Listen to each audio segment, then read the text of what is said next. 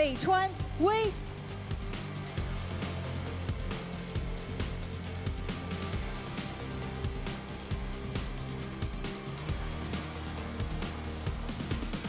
中单 Knight Rookie。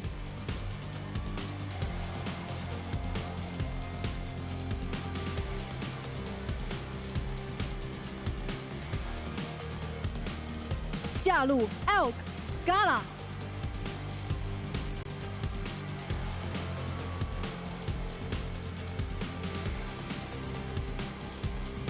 辅助 On Mako。2025 LPL 季后赛第3日 ，BLG 高卓营小学对阵 IG 资中实验小学即将开始 ，LPL 无畏进巅峰。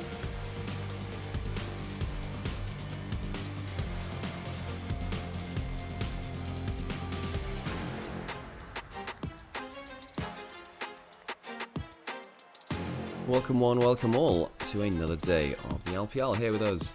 Over here at Nymaera and on over on Olivia's restream channel as well. Sam's just getting ready as well, and we'll bring you BLG versus IG just coming up. We're just going to be chilling just very quickly in the background for the last minute. This is a huge one, folks. This one could genuinely have world implications. Let's get to it.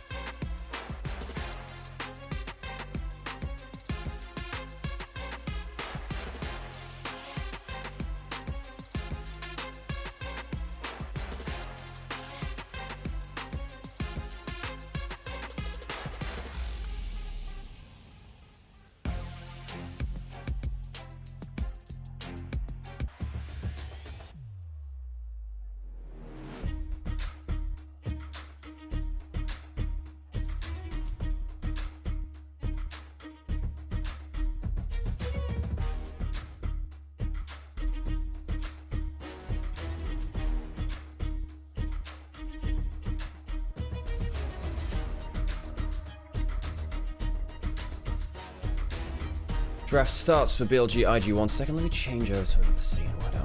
Why don't we do that? So I can say hello. Hello, folks. How's it going? Welcome into BLG IG, a matchup which has really delivered over this split for IG. A lot of people would be surprised if you look back to start of the year to last year. This happened. Hey, Mango, how's it going? But this matchup has really been one which I think IG has won the late game in. Thank you, Blade. I appreciate it. I need to change the move up link for that. Nymaera first pick for BLG. Now, I don't think they've been that successful on this pick. It's not been their easiest one. Who do I think will win? Well, on in recent form, IG has looked a lot better than BLG. Instead, you know. BLG, they switched in Beichuan. It is worth noting Beichuan is playing. Shadow is currently, you know, substituted out of the roster. He's been benched for Beichuan. It's a chance he'll return in the future, I suppose, if things work the way that they want to. Beige One apparently had some health issues, which I suppose have now sorted themselves. Trundle in for IG. Do you go Trundle and Ornn to really make sure you're winning the frontline battle? BLG can't really lock in something like the Scion now, and now without the Alistair around too, you're running out of tanks which can actually play into the Trundle. There aren't that many tanks which can in the first place. You need tanks which have damage reduction rather than resists, because Trundle steals them. Yeah, in the intro there, if you didn't notice, there were some cool things about the team's logos.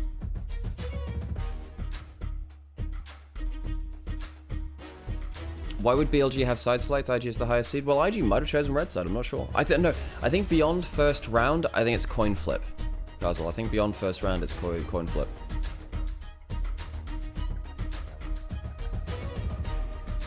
Jarvan Aurora. Okay, now that's a little bit different. I like the combo. We don't always see it. In fact, IG were the ones that were playing it a decent amount. I think it was even the Shy playing the Aurora when Wei was playing the Jarvan.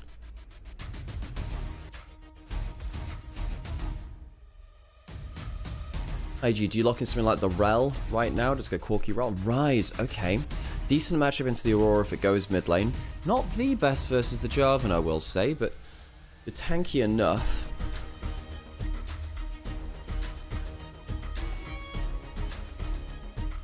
Did they have a chance to sign JJ instead of Shadow this split? I have no idea what goes on internally in these teams, really.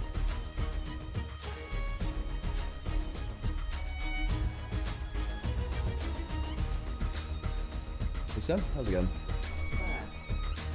Right to the first draft, Sam. Gotta hurry.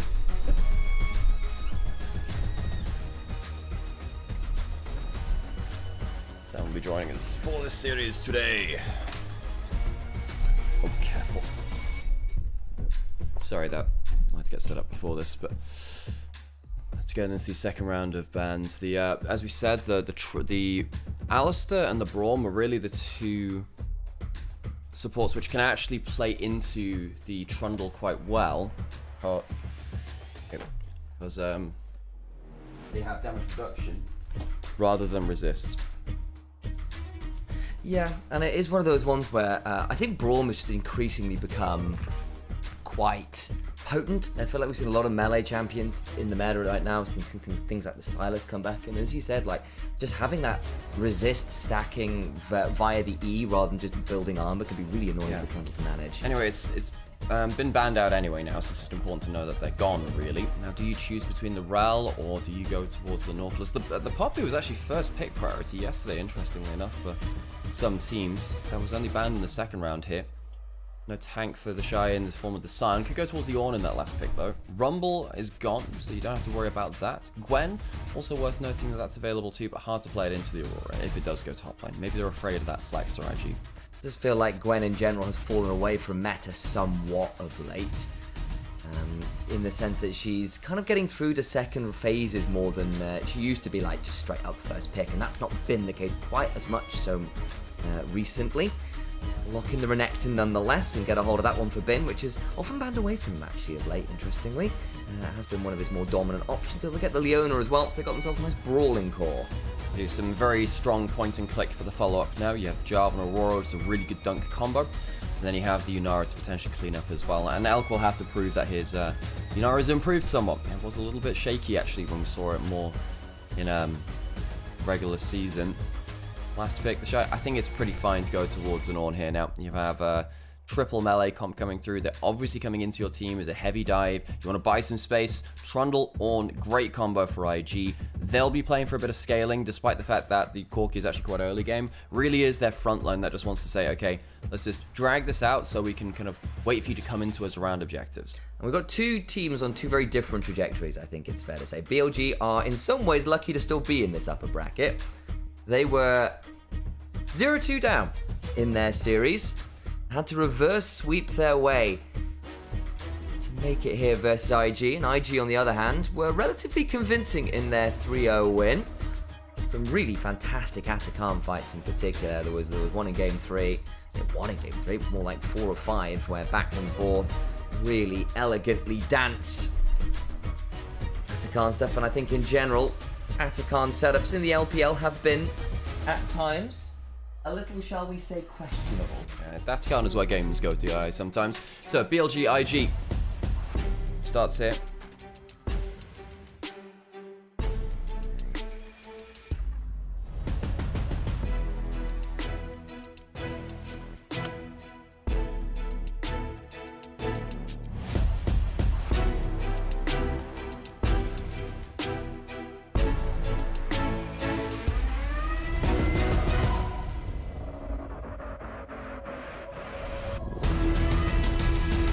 I have a horrible feeling, Alex, this series might end up being very one-sided.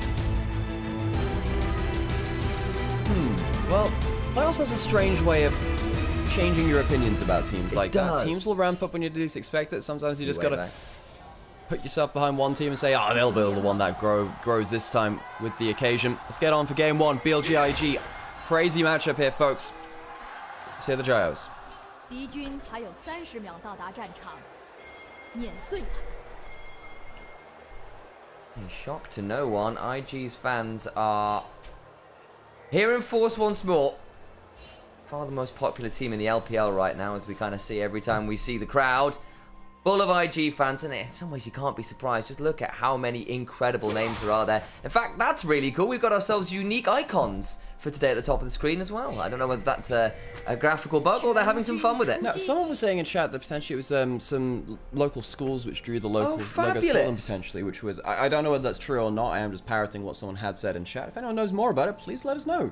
BLG vs IG with a bit more, yeah, a bit more flair in the logos today. Probably worth noting again as well, Beichuan is the starting jungler again today. We had a switch out after game one. A loss that was there. Well, it was a victory in the series, but a loss in the game. Yes, it was when Shadow switched out after the loss in game one and Beichuan came in. Played the rest of the series. Jarvan very much a champion of the moment, it feels like. Starting to get banned away semi-regularly. There's the likes of Xiaohao and crew. We're going to push in here from Elkin on. Nymaera does get that strong level 1. And yeah, there was a question, chat, you know, was Shadow benched for any particular reason? Was it performance or elsewise? As far as we can tell, it is performance. And Beichuan did come in and have a decent time with it, actually, once he did switch in. Credit to him. JDG have often been a bit of a banana peel for BLG. Managed to reverse sweep them with Beichuan coming back in. Of course, he lost one of those games too, but did win the 3 indeed afterwards. So he went 3-1, the rest of the team went 3-2. It was definitely a tight series, to say the least. That game 5 ended up being decisive in favour of BLG. Worth noting, of course, that now in BLG's last 2 series, we've had all 4 of them junglers for BLG this year in the form of Worth noting that he means with or against them. Yes, very true. So the way you say it's like, what do you mean? They were playing with all 4 of them. Clarifying is whether with or against them, with Wei now playing against them now in this series, and they played against Shun in the last one against JDG. And there's that little statistical reminder of how players have done in terms of success rates on the champions of late. Elk on the Nymaera, 1-3 right now, not been pretty. Yeah, his late game particularly has just been a bit questionable. We questioned his build at certain points where he was trying to play dueling, brawly kind of fights with not really the lifesteal to deal with it. Beichuan maybe going for an evader here. Has to level up on Wei, interestingly, until he finishes the camp just that way. A little bit slower on the clear compared to Beichuan. The first grub will go, not grub, scuttle crab will go to Beichuan on the bot side. I do occasionally call Yorick ghouls grubs. It's just, I think it's just because I've gotten so used to talking about grubs. It's just my go-to parlance for League of Legends. If you're not sure what the little gribbly thing is, it's a grub. Yeah. Walks like a duck and talks like a duck. It's a grub. It's a grub. It's a grub. Did you see for NLC we had a little poll in chat? Yeah. For the frog in the river, the little blue one. Yep. And we polled what the name would be, and it came out as Vrog. And then we had a massive tech pause and NLC files. And I think it's Joe, you know, as in Joe FX. He's one of our producers. Oh, awesome. And he's very, very talented. And he put together a video basically doing a dubstep breakdown of Rock that we ended up putting on screen in the break of Rock. It was incredible. I've never seen anything like it. Tell you what, how you manage to pause content is part of the story of the broadcast. It does get the shield of day breakdown. There's something back. Use the heal to get in range for that. Mako, of course, use the heal in the trade team. Hardly anyone calls Yorick Summons Mistwalk. Is that their actual name? I've always called them Ghoul. Well, before they used to be the Omens, weren't they? The little things. What did those back then? We had like the Omen of War Pest. Oh, Mako. Oh, the flash under the turret drags on quite deep, and both sports go oops. Okay, right, both Lord and Mako take a bit of a trip too far in the wrong direction. Baited. And outsmarted, apparently, on completely both sides. Supports down for both, flash down for both supports. Gets a little interesting. That's the heel blown by both as well. I'm not actually sure who that favors or whether it's just a bit of a wash. I'm going to go with a wash. I think that's fair to say for now. Valkyrie actually used on the wave from Gala because he wants to clear it out super quickly. Elk will collect it all the same though. Gala done to recall now. Interesting to see if we're going to get lane swaps and when they're going to happen. BLG got the better of JDG in game 1 of their series versus them by just being at the wave a little bit quicker. And then after that, JDG actually managed to shape up in the lane swaps quite nicely. I want to see how IG are doing against BLG here on that metric. Doesn't have flash yet, looks gone towards Rookie. So no real threat there, but just making sure that there was someone hanging around mid lane in case. 6 hit by the Shy, goes for the wave clear. He's actually been a really fantastic Ornn this bit. I think arguably he's been my favourite Ornn to watch. He has been so crisp with those combos. Even over someone like 369, who's normally the Ornn god of the LPL. I think the Shy just in general as a tank player has been insane. Yeah. Now, typically we think of 369 as the guy that's our tank player really in terms of the best level. Flanders also pretty good at that too. But I do think that the Shy on the likes of Sion, Ornn, Cassante has not necessarily been his specialty, but I wonder if he could pick that up actually. I don't think he's played that since 23, Really? But yeah, I wonder whether that could be something for him. We could have a bit of a fight with this top Scuttle Crab actually. Why do you really want to commit? They have a look at it and say, no. They go, wow, that's pretty. And they go, I guess we'll leave that alone. What I will say is Elk and Ornn did roam to make that happen. They're going to lose a lot of a wave there to make that happen. I don't know how much of that they had already. I guess none of it. They lose 3 of those minions in terms of XP and then another 1 in terms of the actual CS. The Scuttle Crab for a bit of a wave. Yes, for IG, they're happy enough with that. They spot how many people in the river and go, yeah, probably not worth it. I mean, actually, Knight gets the all-in, tries to go to the other side. He's going to not quite get the turret shots. Don't come on through in time for Rookie, and Knight survives. Solo kill, first blood for Knight. Incredible play between the mid laners. Always a marquee matchup between these two. And Knight stomps his authority. Shy down here in this bot side, gonna think about what the hell just happened there. I thought Rookie might have just survived it. He's not going to have turret shots coming on through, and a wonderful level 6 play from the mid laner of BLG. He is the all-pro mid for a reason, having a fantastic first look in there. And the only reason Rookie wasn't a first all-pro mid is because Knight just exists. And that is the problem with the LPL mid lane pools, that sometimes just Knight exists. Hook down to the top lane on no flash reminder. And there's the killer. He is stuck on the wrong side of that, and it's going to be a kill over the way. Easy DPS down, no flash, pillar into stop him from easily retreating after the hook lands as well. Killer piece now between IG and BLG. Against the replay now between these two, and Knight gets the Q, lands the ult, gets the shotgun, and decides, you know what, I've got this. One more passive proc, doubly to get the extra gap out there, and flashes before the second turret shot hits. Generally thought that turret shot was going to be aggroed. It wasn't. It was so well timed. Back towards Grub we go, though.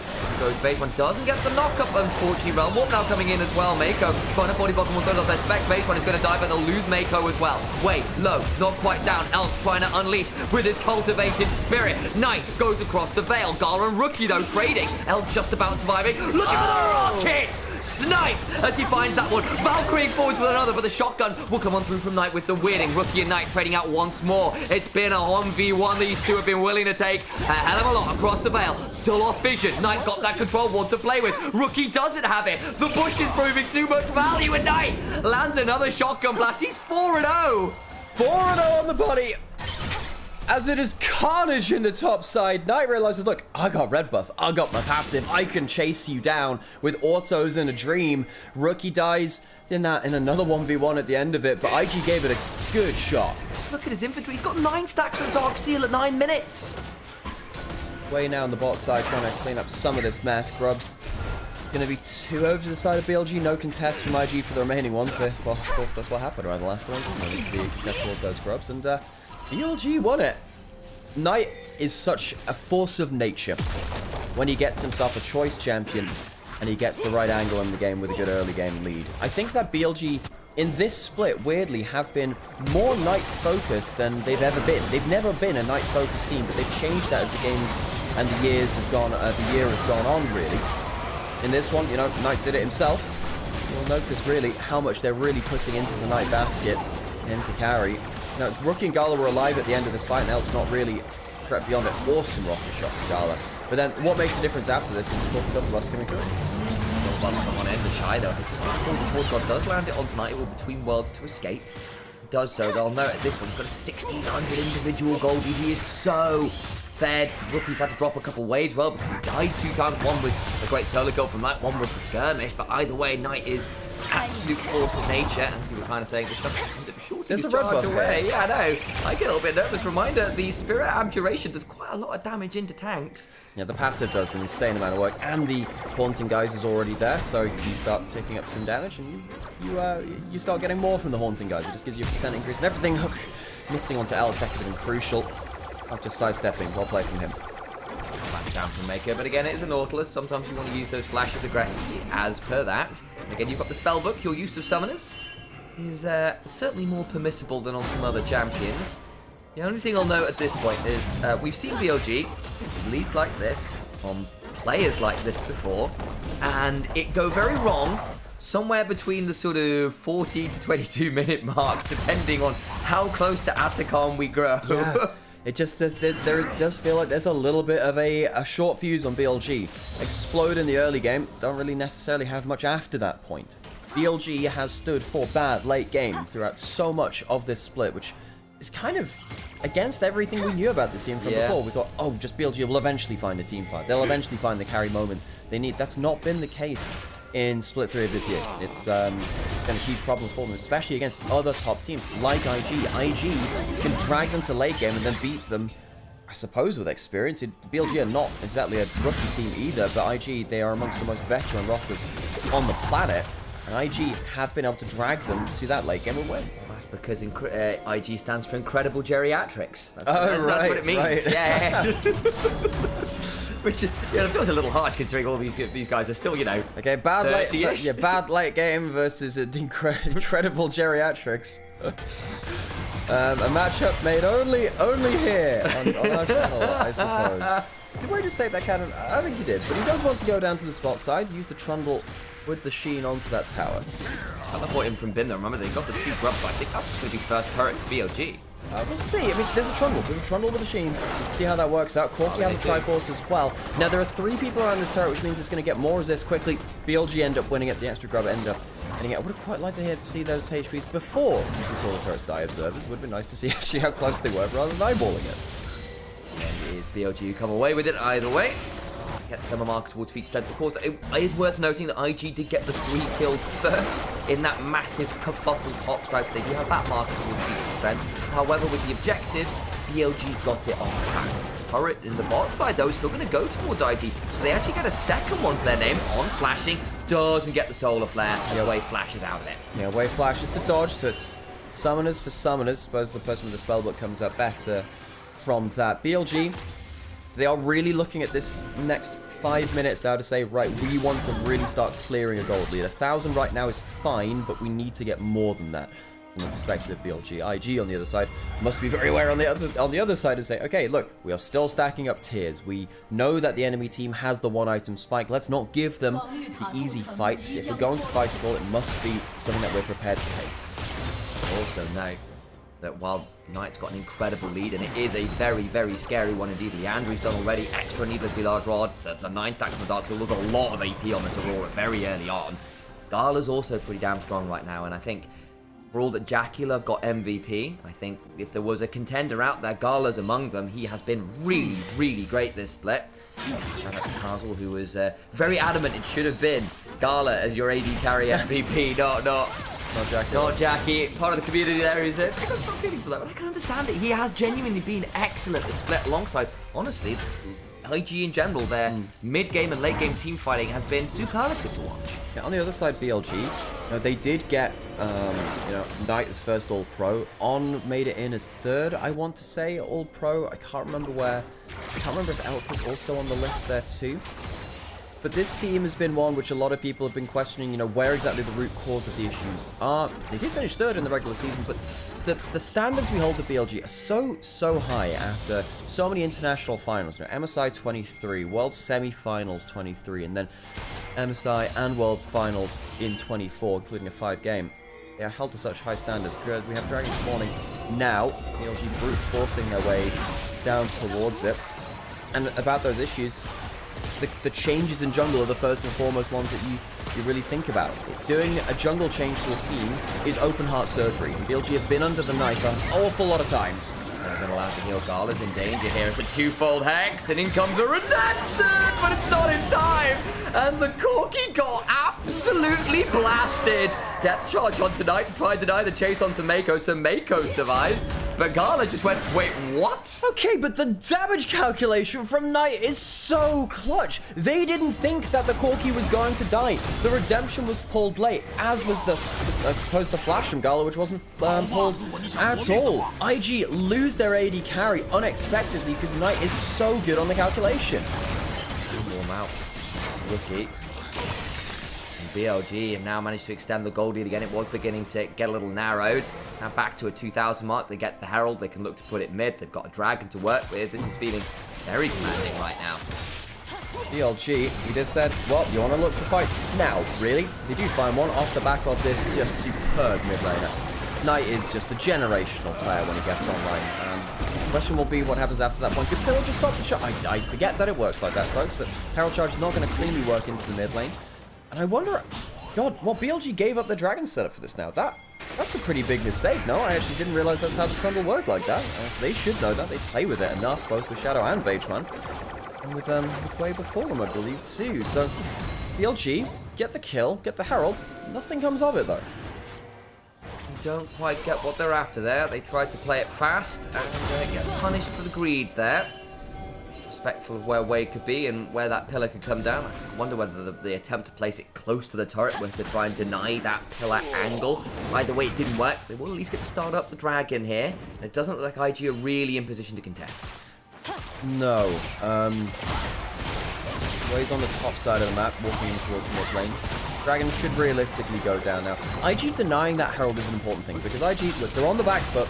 They do have their first items down. They're, of course, inevitably building up towards their second. Dragon will go here.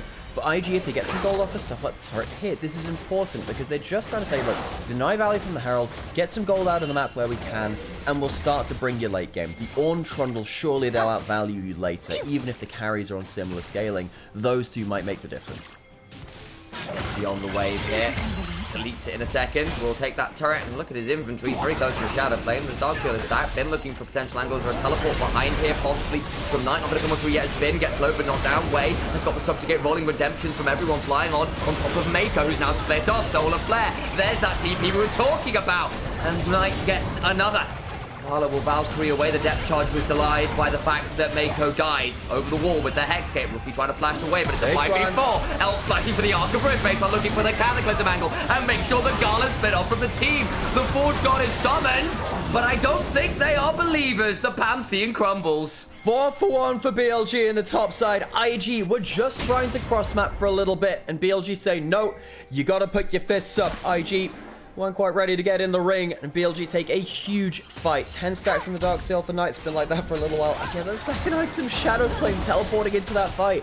He dunks down on them alongside Elk and Beige-Man. I think the Nymaera has actually been very impactful in this early game so far in a way that we've not seen from Elk really on the champion so far.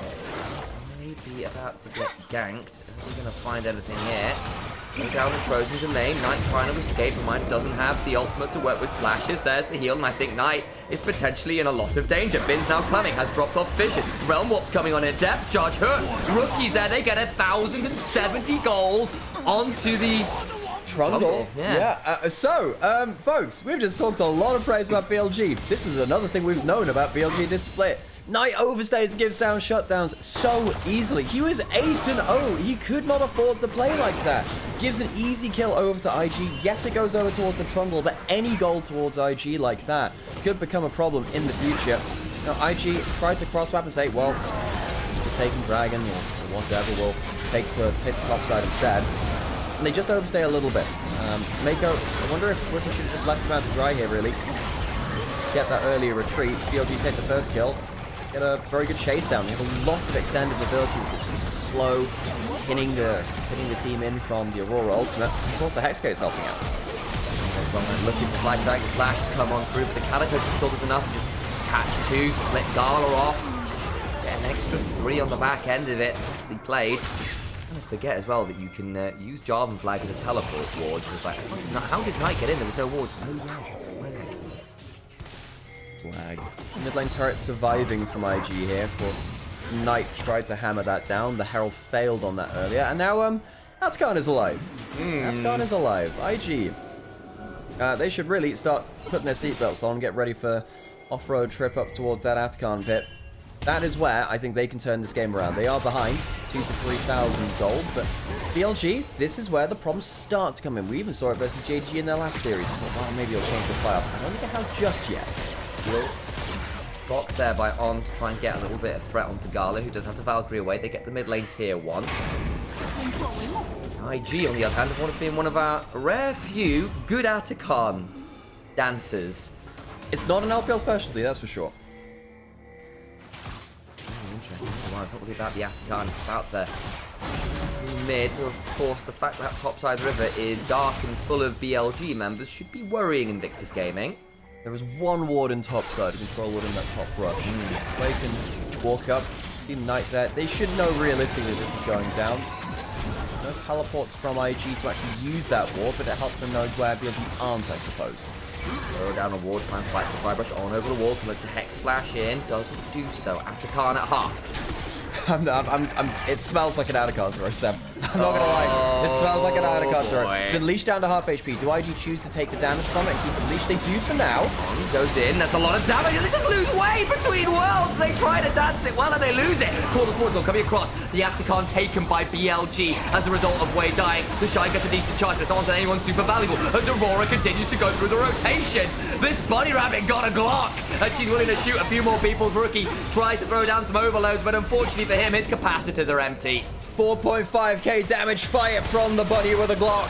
BLG, they're not the ones throwing at the Atacon. I think it's IG. 5 for none. That was where they really could have looked to turn the game, take a slower front-to-back fight, but Wei gets isolated at the front of the fight. Then the Shy does as well. BLG get to take single target after single target picks and roll into that fight. The Dragons just spawned as well. They can take that afterwards. Huge fight from BLG. And I seem to recall BLG throwing at this point in a lot of games. What's this? This looks quite clean to me.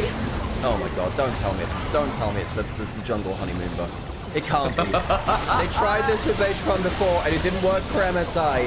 Like, the thing with changing junglers like Baytron in for Shadow and the like is that it's not necessarily about the individual. It's about whatever the hell they've learned with that player and the synergy between team and jungler. As we said, changing a jungle is open heart surgery for a team. BLG, they've put themselves under the anesthetic again. I suppose it's wearing off and they're hoping that it's better than the last. God knows how many times they've done it this year. Beichuan, when he did swap in last series, they did look more coordinated as the series went on. Right here around that Atacon, perhaps that's not something we would have done before. But it's only a series of 2 in. Beichuan will take that dragon. Was facing up against one of the junglers that started this whole chain of events. And Wei on the other side for IG. Just picked from the team and found a really good home in IG. If he could take the series here, that would be a real crowning achievement for his career over BLG, saying, actually, you know, you made the wrong choice, BLG. First game, BLG getting the better of him right now. Holy moly. We saw some numbers on the side of the screen there. Knight is 100% kill participation and 40% of the team's damage. Oh boy. Well, that Aurora gonna do some bits. Red buff, stolen. IG, realistically, what can they do now? 6k down on a fairly early point in the game, you consider it. You know, we're into mid going into late game now. Realistically for me, late game is when you have Soul really on the table. I think once you get to around 4th, 5th Dragon, that's where it starts coming into play. And of course, we're getting to that sort of time now. That Aurora with 3 items plus the pen boots as well from the feed to strength. Yeah, Knight will one-shot anyone. And IG, they're trying to wait until the point where their front line is so strong that they can start taking fights a little slower and buy some time for Rookie and Gala to get damage down, even if they're not necessarily quote-unquote hyper carries in the way that, say, an Aphelios or sometimes a Kai'Sa can be. But this Aurora changes the equation. There's a Medjai's that 10 stacks into Knight. Knight is the difference maker. He's going to be such a problem. If they can pop him, again, there's no defensive tools in there outside of a good use of his abilities, right? There's no Zhonya's, there's nothing like that. So he can still die. His gold has bought him damage. It has not bought him survivability. And if you can just blow up the Aurora, and you have got a lot of pick tools from IG, then maybe that evens up the equation, considering he's literally 4,000 of their 6 or so thousand gold lead. He would literally remove 2/3 of the gold lead with that one pick. That's what IG have to be thinking about. Now, they are a team which is late game savvy. They have a bunch of experience between them, and IG are a team which has so much success with... Oh my god! Oh, he flashes out between one. Hang on! No! Knight! He's dead! They do finally kill off Gala, but they blew up the body way trying to survive. Does go down. All the while, you got to remember there's a secondary carry, and their name is Elk. The horns come up, the antlers go charging, and Elk will avenge his mid laner. Woodland creatures defend one another. BLG realized, right, this is the fight we want to take. Knight goes down, but he starts the fight. Did he want to die? No, but he knows that his team's got him it. Backed up this time. Towers will fall. IG lose 4 in the play. You can turn right back towards Baron that has spawned. A little bold here. The health bars aren't fantastic. There's a teleport on Rookie. There's a Realm Warp to work with. Ability potentially to contest faster than they might think, but I think they'll have enough damage here nonetheless for BLG to at the very least start. I suppose still down for 10 seconds. Can Wei get there in time with the... I mean, he doesn't have flash. He won't be able to get into the pit. BLG get themselves a fight in the mid lane. Is it the cleanest? No, but Knight, I still think, made the right choice to go for that play. After you saw the amount of damage, you can understand why he goes for this. I guess the shotgun onto 2 members there. Oh, God, disgusting. Mako, good CC play afterwards. Rookie guns him down, but the fight is the correct one. Gets all of the HP out of the 40, gets all of the mobility as well, and the team can clean up. Again, for all that Knight is the ace in the hole this game, unfortunately they've got a few other cards up their sleeves. Forge God doesn't really end up getting all that much value, unfortunately, because the CC chain comes on through. We come back to live. The Baron's been secured. The shove can continue here as BLG... Some of the woes from the last series, they're playing well so far in Game 1. Game 1, Andy, but Wei is certainly hoping that's exactly what this is, because he's not having fun. Credit to him as well, Beichuan. He's been part of the background, I suppose, with BLG, but he's been a good part of it. 2-2 and 14, high kill participation for him as well, and I wonder whether BLG just pushed for the end here. They have the Aurora ultimate.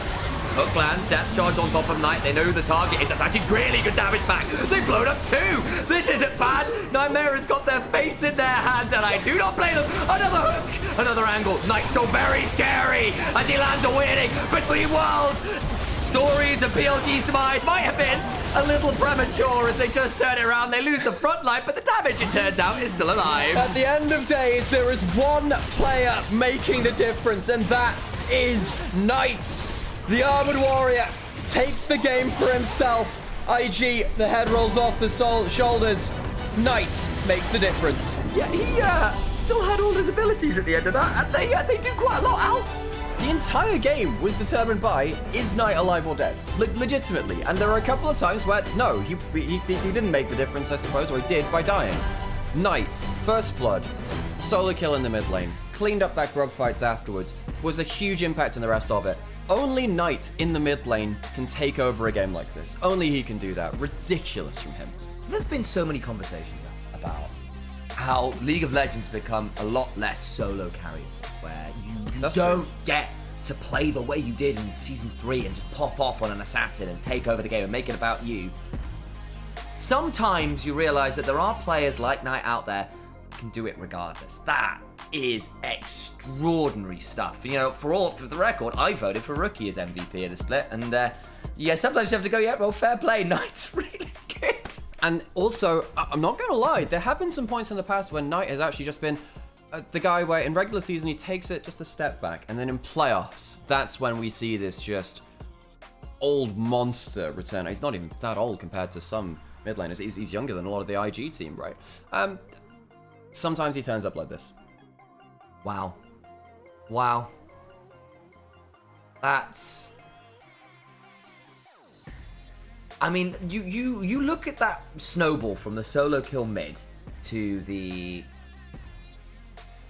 kind of like team fight where he gets the 4 kills, and he just takes the game by the scruff of the neck. And again, look, it's only game 1. We've seen BLG do this before, where they get a great game and then they have another one where their early snowball doesn't go well and it all falls apart, and the mid game rolls round and they start making stupid over aggressive moves and it all goes wrong. It's a best of 5. IG are a very resilient, very experienced team. I have no doubt that this will be a bounce back as yet, but I was worried that BLG, after their showing versus JDG, wouldn't have enough in the tank. Yeah. And actually, this is a really good, oh thank God we've got a series to work with. So folks, we should probably introduce ourselves if you're not familiar with us, and of course you are, you'll hear the spiel once again. My name is Alex, this is Sam, we are brothers and we cast League of Legends together. My name is Nymaera Initialise, and there's no official broadcast for the LPL anymore, so given that we're professional casters, we do it here instead. So you can enjoy it, so you can follow these teams and you can have a place to come and sit, watch LPL and enjoy yourselves. Wait, LDL is streaming again now? What? Okay, that's an update which we didn't know about. But we've really enjoyed doing this. Of course, we're not paid to do this. It does make it quite hard to actually sit down and do all of these games. You know, we've been doing 2 best of 5s a day for the last couple of days. Been pretty rough. Thankfully, not for the upcoming days, but it's a lot of work. If you would like to support us, if you can like, comment, subscribe, drop us a donation in the Ko-fi, or of course even sign up for something like League Mastery, which is a subscription-based service where we can give you lessons on how to become a caster. And given that we've cast 1,000+ games of LPL, hopefully there's some good experience you can learn from there. It would mean an awful lot to us and help us be able to continue what we do. Of course, it's always a bit of a will they, won't they, when it comes to actually is it viable for us financially to keep on doing this. But we love casting LPL, we'd love to keep on doing this, and any support helps us do so. Thank you so much to all of you who do. Also, I did see something from Checkmate actually in chat, which I do just quickly want to address. How is it even real that we get official women casting the game in China and the US before the EU? I mean, there's Troublink, who was on LEC, and there was Frostgurren before that as well. And I think they're incredibly talented, amongst others. And I do wish that Trouble was given a bit more airtime, I suppose, in EU. We've both worked with her an awful amount as well. So yeah, there are casters out there. But sure, absolutely. By the way, absolutely go and support your favorite people in the scene like that. And yeah, we wish obviously Georgia the best. We should really get Georgia on this cast. Yeah, I've been trying to make that happen. I think I've just not been I think we both just not pulled the trigger on it properly. I'll get a hold of Trouble.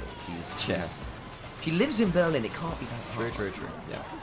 Okay, we're gonna go on a quick break, folks. I need to go to the toilet real quick, and we definitely need some coffee as well. Do you need a break or anything? I will source coffee if you want to do the bathroom thing, but go bathroom first. Sure, I should do that. Okay. And I will look after people. Do we need to run some adverts? We probably do. I shall run some adverts. Please don't leave. I want to get that ad subscription money. Thank you very much. Enjoy your adverts, folks.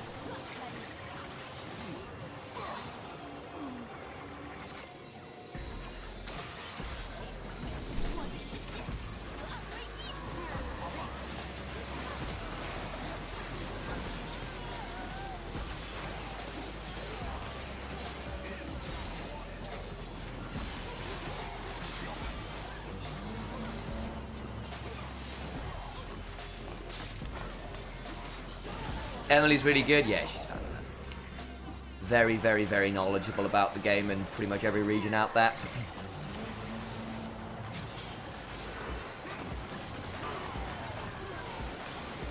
Good damage on the front line there. I mean, this looked like it was a good moment back for IG, but then watch Knight here in a second. He goes across the Veil, so he doesn't get hit, and Bin's happy to front line. He flashes and gets a really good route onto Rookie, so Rookie's doing nothing. And he welts it everywhere. At which point, Gala is a dead Corky. Oh my god, Mecha, thank you so much. 200 gift bomb. It's raining subs. I'm being. It's like. I feel like you know that WWE, so like, here comes the money. Here comes the money. Mecha, so much love. Thank you so much for supporting us. This is, as ever, the LPL stream sponsored by Mecha Fanboy, who has done extraordinary things for us over the last year or two. Welcome into the community, those of you who have just been granted a sub via Mecha. That's awesome. Thank you, dude. Thank you so much. It is, as ever, not taken for granted. Your patronage of the stream has been nothing short of extraordinary. Understandably as well, comes as Knight gets himself MVP. He may have just done GOAT-like things in the mid lane, much like Mecha just did GOAT-like things with that subscription. Bomb. Explosive. Knight just owns rookies. He did this time. He did this time. I'm hoping he gets a little bit more clean the next time around, but Knight is activated. He's just really good. I was a bit worried in the middle of the split because he was starting to make some really uncharacteristic errors. Was dying a lot more than I was comfortable with, despite making great plays. Was like not being particularly responsible with his leads, but that was true of BLG in general. But it did frustrate me, I won't lie to you. It really did.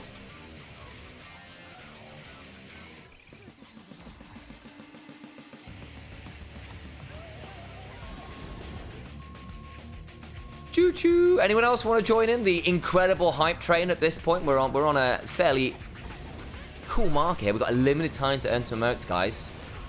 Chugga, chugga, chugga, chugga, chugga, chugga, chugga, chugga, chugga, chugga, chugga.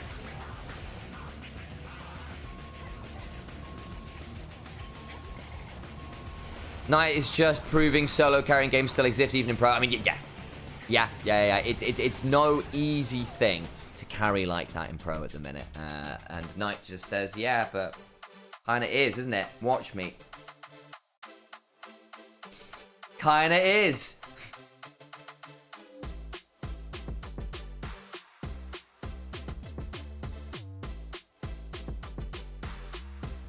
Eight out of 8 votes. I mean, yeah. Gigantic emote from Rich Tomato. Nymaera Pow.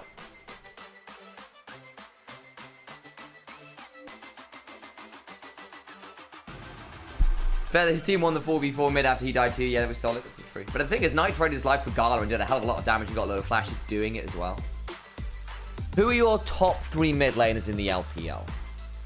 It's Knight and Rookie as a clear cut above. I would have said Shanks, but I think Shanks had a very poor split. I actually don't know at the minute who my third mid laner is, because I think there is a significant drop off. It is probably someone like Shanks or Cream, though I think both of them have been quite flawed. Not Scout.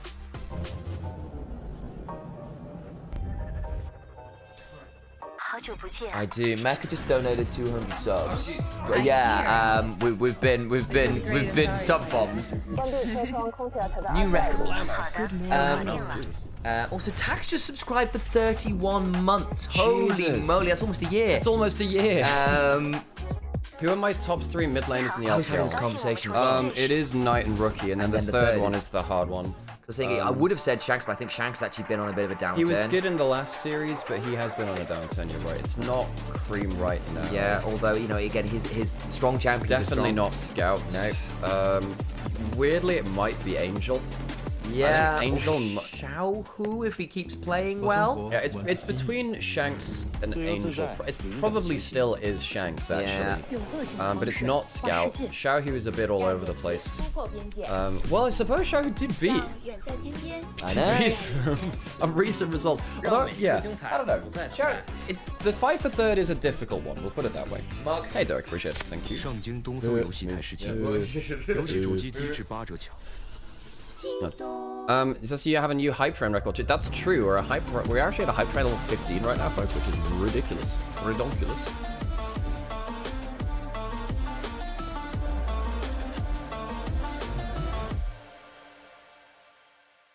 Okay. Let me take camera for a real brief moment. And let's We'll do some horse game. Now, I need to figure out... Am I gonna whatever, I'll just do another gold ship run. But yeah, we're at level 15 hype train right now, folks, which is ridiculous. So, I don't know. I mean, if anyone wants to drop a sub down in Twitch, I mean, I'm just saying. Now's the time. It is September as well, so you do get the bonuses to the thingy.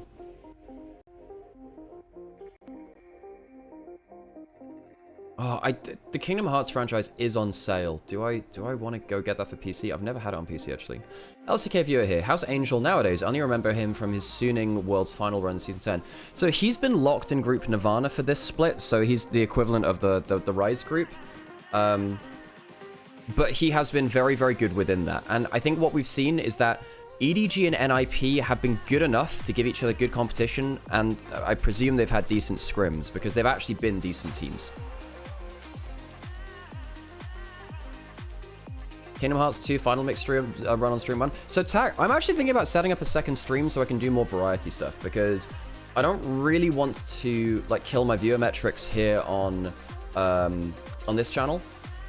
I'll do VOD reviews and League related stuff, but if I do non-League related stuff, maybe I do that on that channel. Hey, no. 就8饼的时候，可能一般我们都会输得比较快吧，但今天我们做到了改变吧，就这样对方，这场就提升的我挺大的。下场打 Rise 也是我们比较了解的对手嘛，然后他 LPL 进攻能力也是数一数二的，所以打他们的话就要前中期都要做好吧，然后期反向他们也非常强，所以这点要注意一下。在分龄人体选手，我觉得他打的一直都是非常好的吧，就他还是保持他那种就不一样的玩法吧，就打他的时候我也会多注意这个玩法的。季后赛版本其实对中单影响不大吧，就和之前版本玩的是一样的，可能对其他位置影响比较大点，所以中单就按以前的玩法就行了。我觉得季后赛我们目标肯定是冠军吧，就不管每个比尔5，最终我们下来学到东西就行了，就好好调整嘛。一个是双败，所以就不需要太担心，只要每个人做好自己就行了。All right, well, you heard it from Knight. I say that. I'm not a Mandarin speaker, so I didn't actually hear it from Knight, I guess. Thank you for the follow, I appreciate you. Cupcakes, appreciate you. Okay, we'll do a little bit of Uma. Pulls down a tree. Yeah, we're actually... So I'm just doing gold ship runs until I run out of energy too, really. We have a really good Gemini Cup team. We have a really good Gemini Cup team. So I'm not sweating too much for it now. It's just seeing if I can get like the perfect run, really.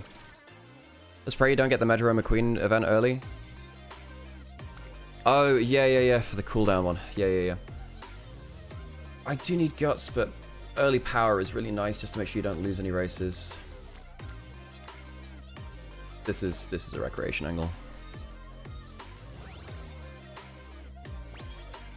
I wish we got the karaoke though. We go for the top one because basically I don't want to take stamina from events because I'm going to train it so much. Occasionally you get fast learner from that. Training's been kind of ass, you know.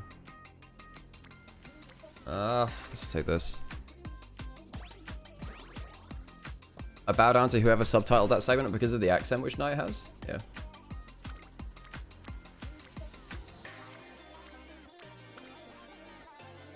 I remember my Overwatch team had a Chinese player whose accent was so messed up they needed someone else to translate for him. Here we go for the gamble.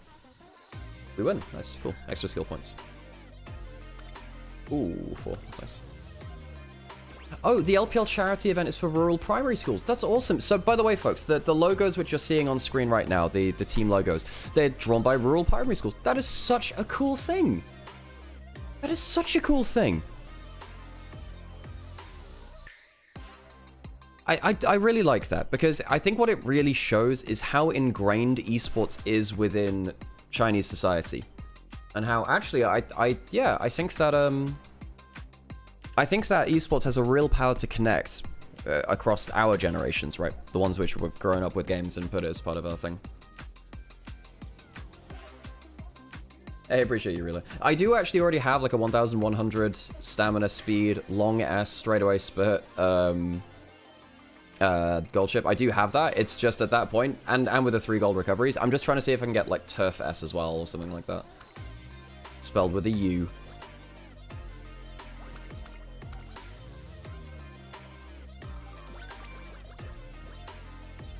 With the go home specialist, I do have that. Yeah. Hang on, wait, I might be able to show you my team. God, this is some bad training we've had. We go for this just because we get the extra friendship here. No! The real Haru Urara died today? No! Don't tell me that. Oh, I mean, she was like 30. Oh, I didn't realize that. Well, rest in peace, Haru Urara. Oh, that's actually made me really sad.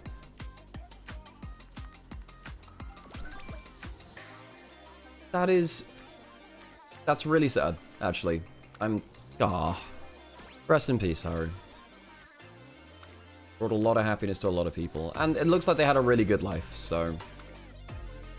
yeah. Damn, that is actually really sad. I'm focusing on Taishin right now, but couldn't get a good one. Yeah, Taishin's been... The recent releases made it much harder to play. We'll do the race after this, because we're back on stage now.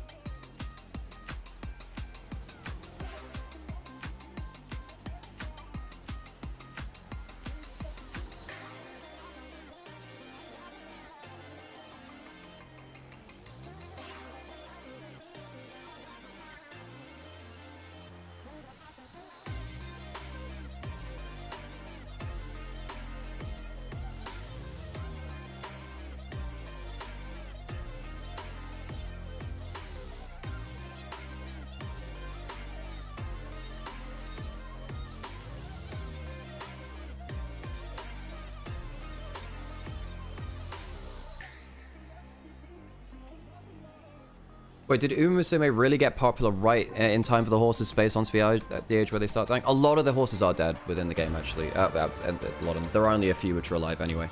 Because they were racing in the 90s, a lot of them.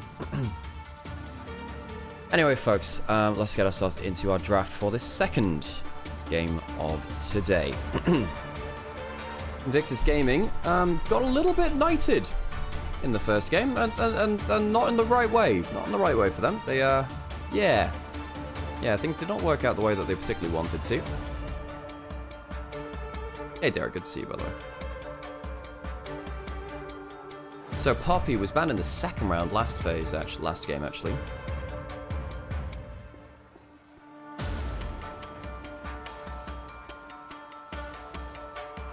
So what are your first pick priorities? Stuff like the Varus have really fallen out of contention now. So what are our first picks? Stuff like Azir is still around. Talia is still strong. Pantheon, despite the nerfs, is still on the ban list. Gwen, I still think Gwen is powerful. I'm surprised that champion is not getting picked as heavily.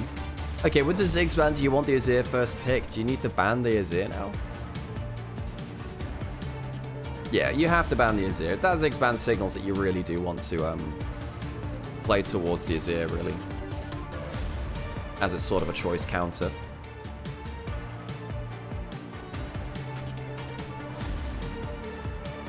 What's your first pick? We're learning a lot about the meta now. What is the first pick priority now? Because it's changed across regions. You know, in Europe, the Wukong was much more common. In LPL, less so. Thank you, Sam. Oh gosh, don't talk about so much. What be your shadow beyond? And on the other side, thinking about bot lane picks. I suppose Corki in terms of one of the early bot lane is gone. You could go Kai'Sa Alistair right now. Especially with stuff, I mean, Take away from Gala as well. There's stuff like the Sivir, which is quite powerful right now too. Oh, by the way, Haru Urara's died, the horse. Oh gosh, she was quite old. Yeah, like 30, so. I'm glad she got celebrated the way she did. It's sad. Yeah. Alistair is locked in there. We did expect that. Now, do you go towards the Sivir and say we'll play front to back, you'll play dive? Do you play Xayah Rakan and say we'll play anti-dive? That could be an option. You could go Ambassador and say you dive, we dive better. Goes the Ambassador coming on in a suggestion. Again, the Shy, his first ever and only pentakill, I believe, was on the Ambassador. We saw it earlier in the year. it was quite good stuff. Interesting to see the Wukong first pick. So, I mean, it's away from Beitron, who's been a Wukong player for years. Yes. And I think, again, we are starting to see a lot of focus on AD skirmishing junglers really being taken out of the pool, forcing people onto. Well, we even saw the other day, like, we dropped down to like Volibear, which is not really that was in the LEC. But we are seeing bits and pieces of that. The Annie's blocked in. Annie has just been pretty much perma-pick banned for the entirety of the split. Most of the year, actually. What I will say is yesterday, Doomby tried Scion mid into Annie. Because the Annie just doesn't have the damage to kill you early and you just tank up things with your shield. Okay. It was just a hover. It's obviously not got locked in, but I'm just saying, I don't know whether that's Doomby doing Doomby. It didn't work in the end. There was a Kiana gank that took his head off and it all went wrong from there, but... Yeah, I think IG now want to ban Galio. Knight is a very good Galio player. It's a good matchup into the Annie, and it's a global to go towards the Yorick's lane. So a lot of that works out in favor for them. So I think Galio is a good ban here for IG. Do you also take away something like Talia? That was my wonder. I think, again, giving Knight Talia with a Kai'Sa already in as well, your double collapsed would be pretty difficult to manage. You've got the Yorick to potentially play towards with it. So the Talia is in fact that first ban. Are you willing to just give Galio up? It does feel like we've seen some Galio bans, but I haven't actually seen that much Galio play across playoffs. Braum banned away from Mako, so they're afraid a little bit of the Zyrakan, a little bit of the Braum. I think that makes sense. The bans from BLG set up the Kai'Sa Alistar for success. Now, I think IG is still probably looking either for a Jhin or a Sivir lane. Jhin to follow up with the Ambessa, and then everyone else jumping in. And the Sivir to just be very good in laning phase and give you a bit more scaling option. Outside chance of a Lucian lane? Without the Braum, less, but it's still there. Yeah, you might just say, look, lane pressure. Oh, Morgana jungle banned away from Beitron. He's been playing it a ton in scrims and in solo queue. We don't know about scrims. He won the game 5 with it. Yesterday, 2 days ago. Yeah, a bit fried with that one. Had a good showing on it, actually. The Black Shield made things very tricky for a pick comp, and again, you've already got Ambassa, you've already got Annie. Black Shield could have gotten quite annoying, but it does mean that Black Galio is up. But at this point, things like Kiana are available, so... Dude, this is such an important game now for Beitron. Because Beitron was the guy that would say, look, I'm just going to give everything to the team. Kiana is not that champion. No. Kiana is the champion who says, look, I am Empress. I am going to be the one that carries this game. So Beitron locking in this Kiana, this is a big change for him. And for his sake, I hope it works out well, because I think he needs the momentum and the confidence. Remember, he was sub for 2 months out of this team. Shadow coming in for him. We thought that would just be the end of, realistically, the end of what his showing on this team. Zaya does come into Gala, kind of needs that self-peel, and hopefully can use that to disengage from something like that Kiana quick combo coming through. Mako, last pick for him on support. Baiting a Bard, it has kind of become one of the premier lane dominant champions, and actually still has CC as a ranged champion, and fairly good CC as well as that.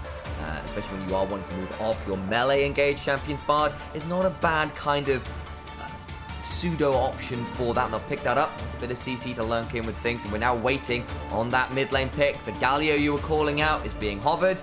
I would have no surprise to see it get locked in. You've got some great targets to ult to. Alistar, Gala, or not Gala, it's Kai'Sa, not Gala for once. And of course the Kiana is also a great target for you to be going and making sure she gets those options to press the R key at the right time. So Knight gets Galio. We mentioned that coming into the second round of bans, IG decided actually would rather ban the Morgana instead. We'll see whether that was correct or not. IG and BLG, both very aggressive compositions. Both the carries are going to have to remain very, very safe with their own tools, with the Zyra and the Kai'Sa ultimates. And we'll try and see, well, I guess we'll evidently see which team plays best around that. This is likely to be a very scrappy game. Lots of random ways to start fights, lots of random ways where things can flip about. The coaches will do their fist bump now. We'll get into the second game of the day. When Beitron has gone towards carries in the past, particularly in his Thunder Talk days, it was often the AP options. He was a Lilia player. You look at one of his big specialty picks when the chips were down, Lilia was what would come out. Yana is not that. She does farm exceptionally well right now. She, again, her first clear, if you're good, is about 304, which is obscenely fast. That is Z fast. You can do some very silly things with that if you are good. Alright, Beishwan, asked you to take on a different role here. Look at me. I'm the carry now. BLG of all teams as well. Back in after 2 months. Required to come back in to help save the series. And JDG, the reverse sweep came on through to the Rift. We go for game 2. BLG 1-0 up. H1 on Kiana.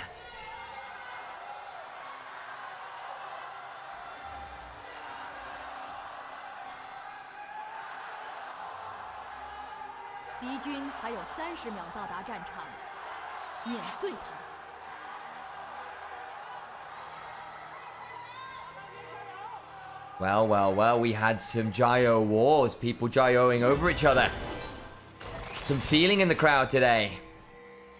It was always going to happen in this matchup. Always going to happen in this one. Knight spots Rookie and Mako. Probably does need to think about safely there. He will land just onto Rookie. Quick disengage. Wave walk towards Beitwan. Level 1. Ooh, actually it's a Q start from Beitwan. Actually, that not the W. Sometimes we do see W start for single target. Worth noting. The base damage has increased quite a lot. Did get the electrocute at the level 1. Ward onto the Raptors. Beitwan should know... Yeah, he knows this is here, obviously. So what's Beitwan going to do now? The Shy, if he walks in and messes with the clear, could be really, really problematic for him. Not going to do that, though. Wouldn't be able to do that and get back to lane in time. Beitwan starting on the red buff. Push control right now is BLG's. Mako off to the side again. That's got double range here. Could theoretically be quite annoying. Starting with the headbutt, we've seen a lot of Alistair start doing that to try and force people off the wave. Yes, Alistair's level 1 is not fantastic, but you can be just annoying enough. It's the only quote-unquote ranged ability you have, where you can click on someone beyond your auto-attack range. Leave the wave! Like, legitimately, this is like a, hey, this is, I'm using my headbutt like a ranged auto-attack, basically. A little bit of trading. You see there, though, that the Bard being able to slow you back into the play, and of course the Zygon to stack up stuff like the Conqueror too. You don't win extended trades, and for this, there's going to be a Ghost even popped by Gala, trying to force even more of a good trade for them. We saw this in last game. Gala and Mako did quite well, actually, at in the early levels too. Actually, yes, I seem to remember actually On and Elf got the best of that. Beitwan's, of course, started very low HP because Wei took a bit of a chunk out of him. Was spotted on that Raptor camp, but decides, look, I just got to do this anyway. He's been fully tracked on his clear, but I think his logic is, I just got to do this anyway. Wukong's looking for a potential invade. There's a ward to spot it out. Kiana may need to just go to Romp after this. We'll know that this is happening. Needs to be a bit wary. He's going to realize this is down, as I think we're going to get a ring around the rosies here. Perhaps. Beitwan has the Grass Blade now. Wei really looking into the spot side. Has bot. Oh my god, Beitwan. What's he got out of here? He's got the... Oh, Rookie!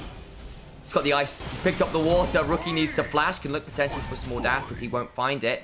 Beitwan just realizing, look, I can't defend this jungle. I'm going to have to give up the 2 camps. The early chunk onto him and the winning bot lane really puts Beitwan into trouble here. The Wukong will beat you at the level 3 and before you have any items in. Blue buff is stolen. Beitwan, well, what's the plan now? He doesn't feel like he can go towards his Gromp. It's not his fault. It's the fact that bot lane also lost in the way that they did, and he was chunked at the level 1. Wei is on vision now, so at least Beitwan knows he'll be having some advanced warning if he goes towards his Gromp. So he's going to be known. Should be able to just smite this, or just hopefully take it. He is going to smite it early and then look to try and rush to that other Skull Crab. So in the end, only down the 1 camp. Did get the flash off Rookie for it, so it's not like he doesn't get anything there. Disaster somewhat averted. We'll see if there's any kind of bounce back for Beitwan in terms of the farm. He can get himself the top scuttle, it looks like. Wukong not going towards that. Way good early pass from him, in fairness, saying, look, okay, I can chunk out Beitwan. I can use this winning bot lane to go in as well, because we saw, oh, wow.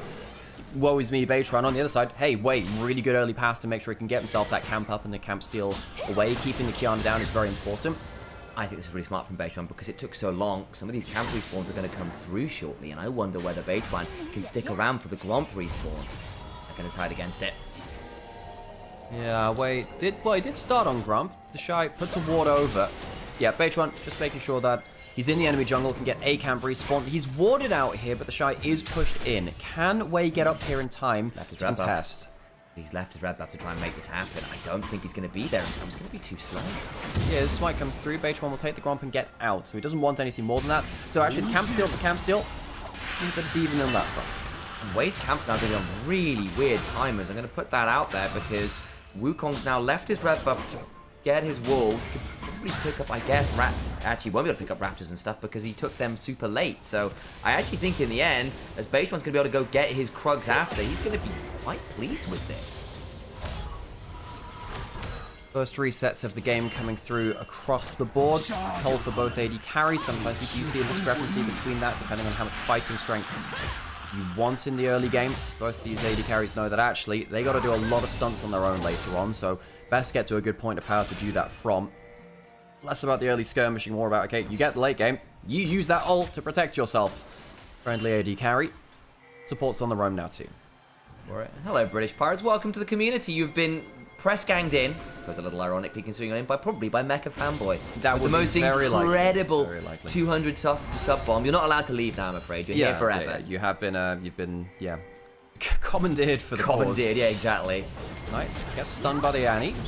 You're being commandeered for the cause. Might be being commandeered for the cause of IG's bank account stunned up, and that's the first ult of the game interrupted. Knight flashes, phase rush, heal from on after his own flash. Knight, his ult is cancelled. An important win there for IG, but they don't get the kill because he gets the 3-hit combo to activate the phase rush and get out safely. This time, Rookie getting a little better of the early game than Knight. Of course, Knight solo killed Rookie for first blood in that last game. On roaming over with the heal, also crucial to that play. Can On stop the recall? He can actually. Important to him. Does he die for it? Just about on the right side of that minion there, but Beijing going to take an opportunity to go down bot. That's a lot of damage. Carl is in danger. Can throw out some feathers. Doesn't get a root. Actually, he does. I thought he wasn't going to get it. The flash is required. Gets out to safety. Mid lane. Rookie now in danger. Gets headbutted out of the dark procession. There's a magical journey he can't get into. And Rookie goes down. Both teams swing at mid lane, and it's BLG that get the better result. First kill to the Galio, we were just saying, was, getting a little bit the worst of this early game. It's Knight. BLG have evolved into a team which plays much more towards this mid laner than they did in the past. And it's paying dividends for them. And Knight can carry in the way that he did in that last game. Bin walking towards this top lane, taking a good trade against the Shine. Might be able to force a flash here. He's got steel caps here. Will try to auto his way through that. Gets the Repudiate down. The main Maiden still sucking away. The Shy gets that Sundering Slam. He's going to try and take out the Maiden here a little bit, I think. We'll at 300 odd HP. Doing the trade relatively aggressively here. He's got to be a bit wary. He really wants his Maiden down. Does, whereas Ben would really like to get the Q onto him. I wonder whether Ben, his Maiden micro, could have been a little better there. Walk back, I suppose the Shy might have just one-shot it with his regular combo. Say one-shot would have been. From that HP, it's technically not a one-shot, though, because it would have been under half HP. Anyway, would have killed it with his combo. Ben evens up the levels he was down just before he went into that lane. Beatron used that flash, trading for Gala before. I will say both the Kiana and the Xayah flash, both very important. Level 6 on both junglers here. Shy forward inside the dark possession again without the Maiden. Perhaps not a scary Beatron around, as you noted, alongside Wave. Flash, Nimbus strike, Cyclone, Bin. He's got a flash, maybe forced to burn it, and does so. Mako now coming. Get the flash off the Yorick. Beatron now seeing that there's no Cyclone. Maybe he thinks there's an angle to be played here. He doesn't have the flash. I was a little bit worried that Bin would just die there with Beatron not really able to introduce himself into that play.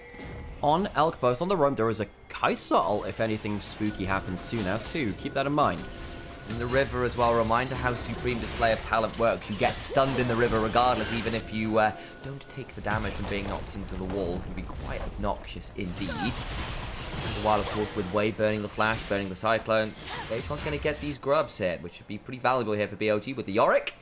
Well, even with things like the Kai'Sa and the Galio, your globals and ability to threaten those turrets can be pretty strong. The Shy getting a good trade there onto Knight. Worth noting that Knight's also... Hang on, there might be a magical journey through the wall. And look at the angle. Knight is likely dead. Yeah, overstays it. Had Beatron around. Wants to get the Supreme Display of Talent. Doesn't even need it. Just looks for the empowered auto. Could theoretically chunk Mako out here, but we'll decide, look, the 1-for-1 is fine. Yeah, not well tracking. Not done a great job tracking that Bard. Hard to do so with the magical journey. Beatron gets himself first kill of the game, though, and we were saying, look, this is an important game for Beatron. He was benched earlier in the year, hadn't played for 2 months. The performances at MSI and were really not what BLG wanted.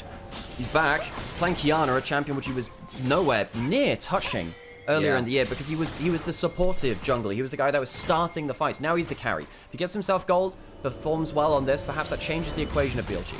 Right, check what Beatron builds were, because I've seen 3 Kiana games and all 3 have been different builds. Ganavi the other day went for Profane Hydra into Axiom Arc.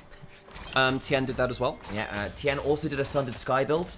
Yep. And we've also seen the Eclipse into Opportunity kind of vibes as well. Occasionally you can also see some Hubris as well. Yeah. So, and I will say as well, there are also Death Stance Kiana builds, which I think Death Stance is a hugely underrated item. By the way, we did see Rookie stop the recall with his ult just for that. onto, was that onto Finn? I think he was on Finn just before that, so BLG a little bit behind the map, which means that he's not quite in time to stop this wave crash coming through. BLG, their slapback is teleporting up. Got Beishwan here who's still got a supreme display of talent for Shy. Needs to be very wary about walking too close to a wall, and he's caught inside a dark recession. So supreme display of talent could have been very dangerous there. It doesn't seem like it's going to be needed, and Vin's just donated it. Easy as you like. IG think they're a wave ahead on the swap, but Knight teleports up to make the kill happen. That does give Rookie alone time on the bot turret, but there's a Yorick with 3 groves, which were freely taken earlier, on this top side. If they can clear out the wave quickly, and Galio will help do that, this is probably going to be 2 plates down in this top side, even with Mako running over.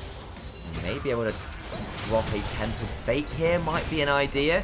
We'll use that to keep some things safe. Teleport's coming on forward to this. Gets dicey because there's 4 people around. A reminder, make that 5 Elks here as well. Mako gets a stun. Supreme display of talent. Whoa! Everyone's golden. Everyone's a winner here. In comes the hero's entrance. I think it's looking like the Avengers assembling. How many people on one screen under one turret do you need? Mako gets on a magical journey, but I don't know how magical it really is. Lands a cosmic binding. Beishwan in the river healed. Goes looking for an audacious charge on surviving. Wei looks for a cyclone. Beishwan low, but not down. Lands a water blade, courtesy of a Terror Shape and an Ixtal's impact. Edge of Ixtal. Skarner's not in this game.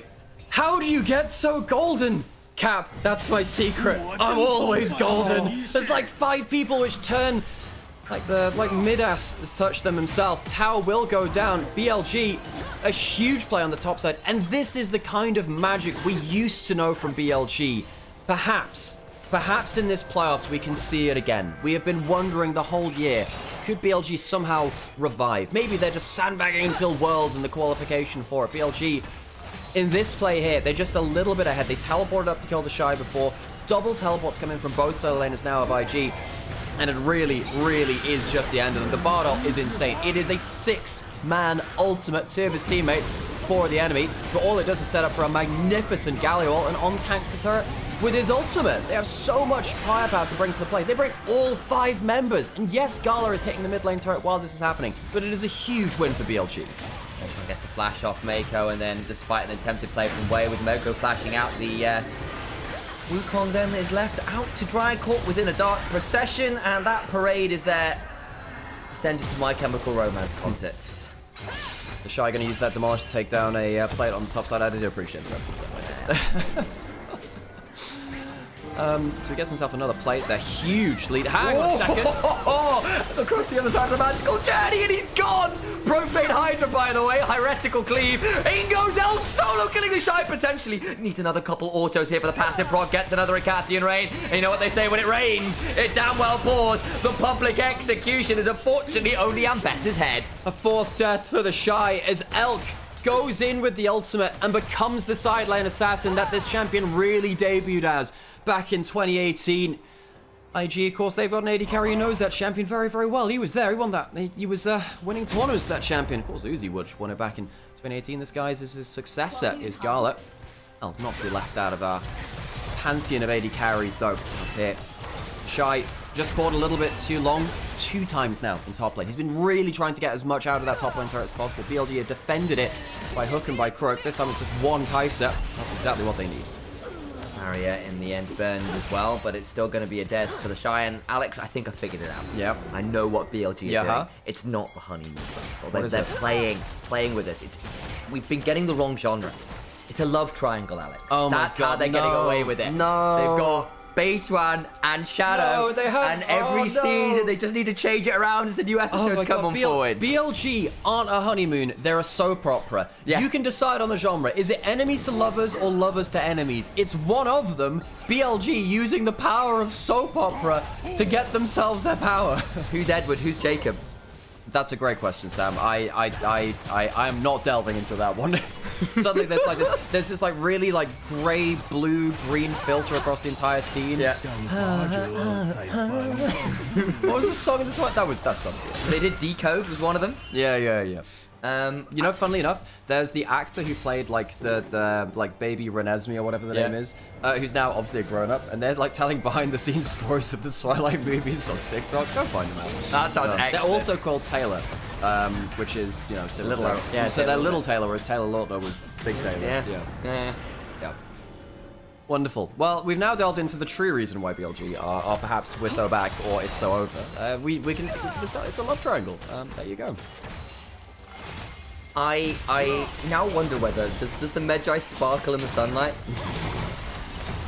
Be the vampiric item it is. It always does in my eyes, Sam. It always does in my eyes. Love me some Medjays.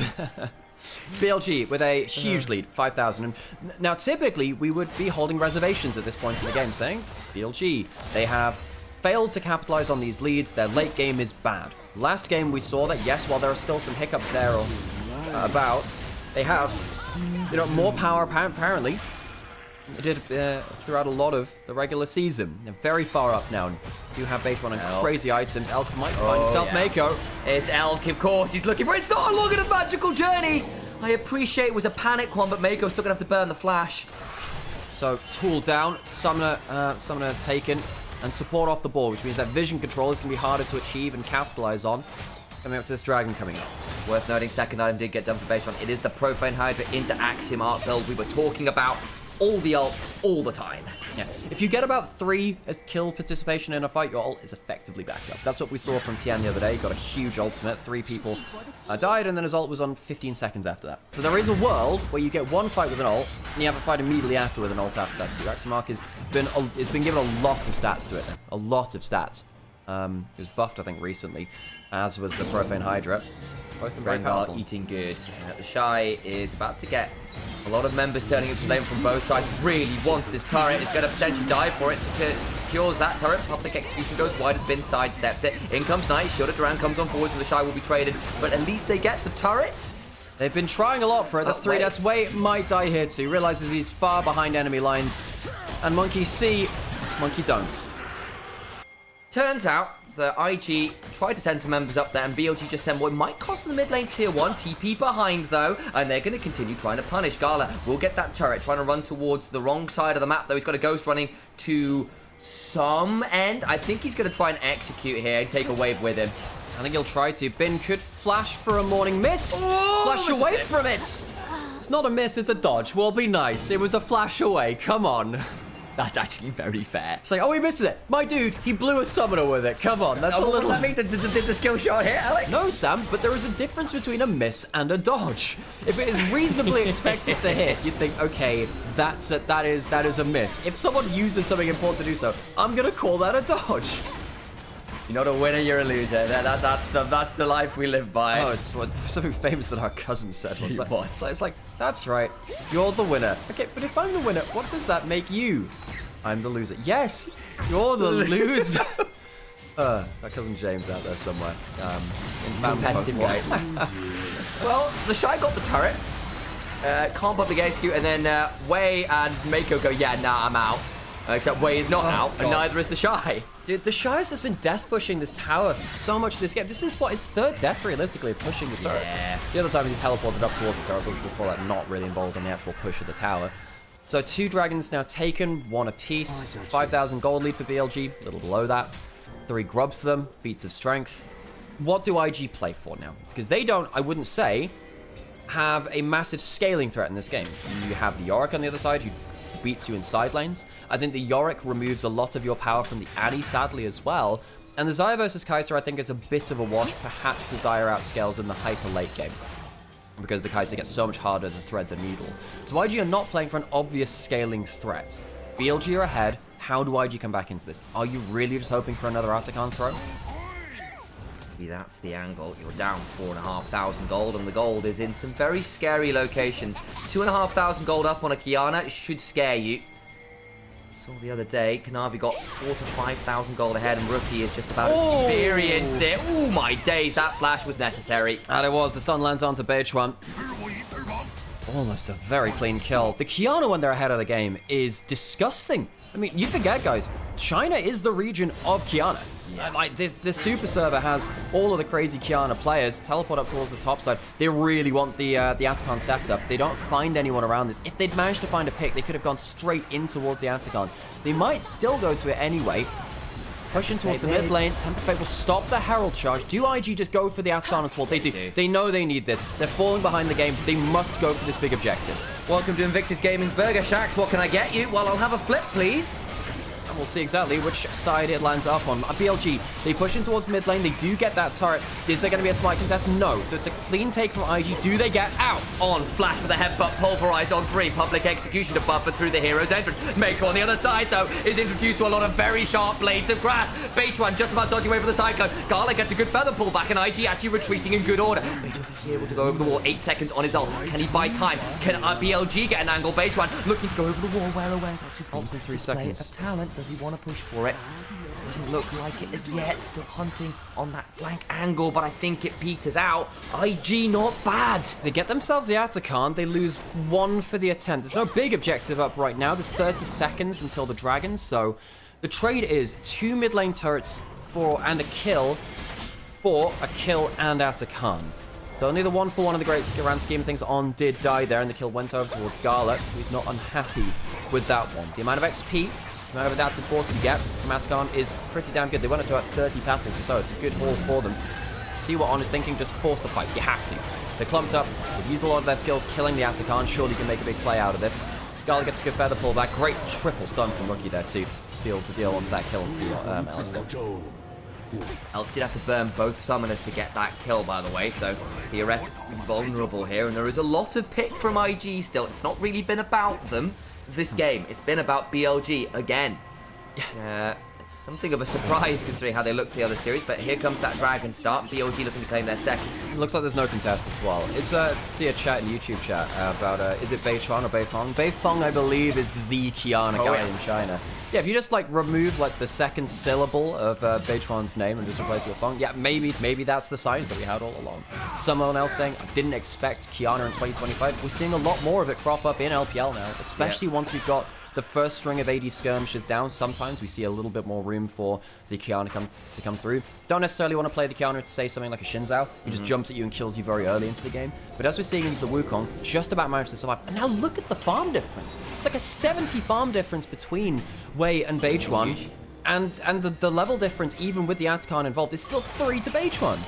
And the thing is, yes, the Xin Zhao sucked, but I think we're seeing some teams draft for it as a first game option. I'm not joking. We saw Top Esports draft first pick Qiyana basically in game 1. Jesus. Like, it was very, it wasn't just his first pick quite, it was like any first pick into Qiyana Blue 2. Like, it was very aggressively being prioritized by some teams. Shao will take this bot lane turret, so a little bit more gold from IG there. Knight pushing on the top side of the map. 6,000 gold lead to BLG. Damage from Beitwan. Owie. Got an edge of Knight now as well. Yeah, this is the Kanavi build. We saw it the other day. He was just the first one I saw playing it, is the honest answer. But either way, this particular style of let me get up from burst lethality and as much ability hits for my ult as possible. So this is not a Conqueror Qiyana build where you're going towards the extended fights. It is the utter one-shot. And there's not many people in IG that can do much about that. If you get caught in the duration of the ult knock-up in the CC, you're probably dying in it, as anyone that's not... the ambassador? Question mark? I'm not sure. I think they died too. I think everyone on IG is now an assassinatable threat. Probably gonna dodge out on that W. I will kill that myself. He's all sidestepping. Beitwan was caught by the feather pullback. That was a slight worry. BLG pushing in towards bot lane. IG got the Shy in a potentially risky location as On will flash over the wall with the Hex variety of it.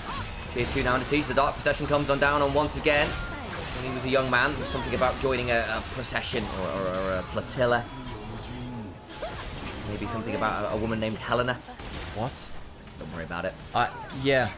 Oh, is it the Mike Alcorn? Yeah, it is, again? yeah. Okay, right. See, that was the emo band I didn't really listen to. So a lot of the other ones, that was the one which I didn't really get to listening to as much. Look, that's just not okay, Alex. Shut up. No, I knew that. I know that one. I know that one, Sam. Shut up. Well, I've been disenchanted with your lack of references. Hang on. Thanks, flashing forwards again there. Two goes. Knight on a flank angle. Continuing to get... Audacious Knight has once again picked up a mech. Wait, hang on. Was that the Hex Flash or the real Flash? I thought I saw the Flash angle. I thought... Wait, did he think he was using Hex Flash and use the real Flash? I think he might have. Because I saw the icon... Okay. Right. Wait, what? Classic LPL boring match. Did you see the top lane dive earlier? Also, do you know classic LPL? You okay there, buddy? Yeah, look, there's LPL and there's VCS. Like, but there is a slight discrepancy. Yeah, I don't know. I'd sit here and watch LPL any day of the week. Oh, yes. Good stuff. Worth noting as well, people wondering why Qiyana's come back. The biggest thing is her W at level 1 got an insane attack speed buff. It used to be that W with an element being held, that's your Terra shape, would give you 5% attack speed at level 1. It's now 15% and still scales with that in mind, basically. So you go up to 15 to 20 and so on. And it means your first clear in the jungle with her additional damage to monsters is something like 304. Once you start getting something like a Profane Hydra or that first item, your raw AD means you just destroy camps. And you have the AoE clear after that point. So you have the cleave, which makes it so easy to get through any kind of AoE. Makes your combos much more fun too. Kiana always was a Tiamat user. Knight has Riftmaker now. He's going towards the higher AP build. Should have mentioned that a little earlier. But hey, it means that his damage is going to be significant on there too. Minute till Dragon. IG have just said, look, we're not fighting. They are now down though, because they're not fighting, an awful lot. This is my second time of seeing Kiana get a 4 level advantage over an enemy jungler. Last time it was Jarvan, this time it's Wukong. Wait is down 4 levels despite having Atakan. BLG, huge chokehold on this game. The only thing which is stopping IG and BLG now is their own throwing. But they're going to go toward that Baron. Good ward there from IG. It's not in the standard spot, which means it's not likely to get cleared. They spot this going down, very low HP. Wade does have a blast going, but I think Alistair's going to body block him. Next flash into the headbutt. Clone will buy some time. Blast going over and the Baron just disappears. Gala on that Kai'Sa. Help on that Kai'Sa. Oh my days, I'm still baited all the while. IG might not be though as they look to go on top of Baitwan. Supremely displays his talent though.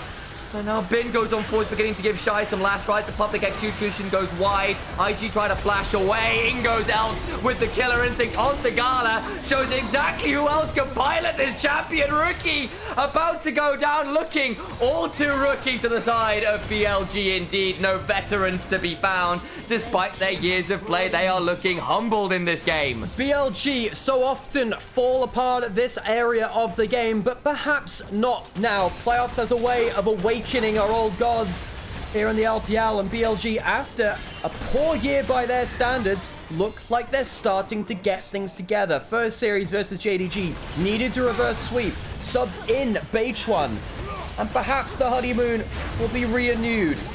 BLG take game 2. All they needed was a love triangle, change the genre and come up with different results. Beichuan on a carry jungler ends 5.4 thousand gold ahead individually. Renewed is not a word, Sam. Renewed is what I was looking for. BLG to up in the series, and IG, who were favorites coming into the series, and they had to be favorites. They had to be. Not managing to find good early games. We knew that IG's early games were a little bit rocky compared to some of their other top teams, but it didn't matter because they were so good going to mid and late game that they could bring things back. That's not been the case here in this series now, where they've fallen behind early. I think Knight, particularly in the first game, was so goddamn good. Second game too, actually, again, Knight destroying Rookie for a lot of it and then passing things over towards Beitron later on. I think Beitron had a great game here too. IG, they cannot rely just on going late now. They need to have more of an early game punch. If you want a litmus test for how confident BLG are playing, check out what Knight was itemizing. He went Rocket Belt into second item 6 stack Medjais. That's how confident they were feeling. Like, that doesn't happen on a Galio. That's very unusual. Yes, Knight likes to build his AP, but that's still very extreme. And I look back to that series versus JDG. They looked very shaky. They had to reverse sweep. They were switching junglers. We had all these conversations about open heart surgery. Well, right now, it seems like they've Robocopped it. We can rebuild him. We have the technology. Perhaps, yeah. I mean, I think you're right, Sam. I don't think it's honeymoon thing. I think it's just soap opera. I think that BLG, they've found a way to make a love triangle and to somehow make this work. IG, for them, real worrying signs. Reminder, folks, IG are this close to getting towards a world championship for the first time since 2019. The team's not been there. Rookie's not been there since that tournament. Of course, the Shy made it a little bit later than that point. I've said I'm not going to curse them. I'm not going to say they should or they will make worlds. I'm not going to say that one. IG need to get their shit together. This early game stuff has not been working out for them very well across the entire split so far. BLG are a team which would get early leads over them, but IG would say, oh, we'll win later. That's not working here today. They need a better early game. All that out as well. I think BLG have been collapsing so much better than IG. How many times did the Shy think he had a free shove top and IG's like, look, we've got 2 members around, and BLG had 5 and there was nothing happening elsewhere on the map for IG, and they end up losing every play they make, and BLG were so willing to collapse. That's just great damage numbers. It's not a particularly high damage game, guys, because it ended in 27 minutes, and every fight was done in the blink of an eye. Sometimes an assassin, like, say, that Kiana, you're not going to get the high damage because the people you're killing are squishy and die in a second. Also, some people asking about the icons. They're drawn by some rural primary schools. It's a kind of a collaboration to kind of... I don't know whether it's a charity push or something like that, or just an awareness thing about primary schools in rural areas of China. I think it's very cool to kind of have that connection between... esports in the whole parts of their country as well. It's not just the cities which can play games. Everywhere can do too. This was such cinema. This was just gorgeous. I mean, look at this. It literally... Where's Huntrix? Everyone's gonna be golden. Like, the K-pop Demon Hunters were in. I suppose we're in the LPL at this point. They've gone on tour. And it was set in the stadium known as Top Lane Tier 1 Turret. Alrighty, folks, we're going to go on a quick break and see things through. I'm going to need to cover for just a little bit because I've got to go do a quick call in about 20 minutes for visa stuff. That's absolutely fine.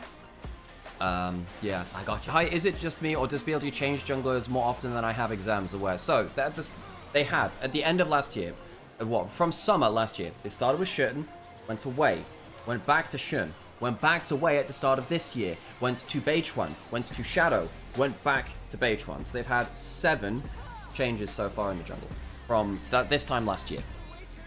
Not including coaching changes in the background as well. Like, this team has been a bit of a revolving door of late.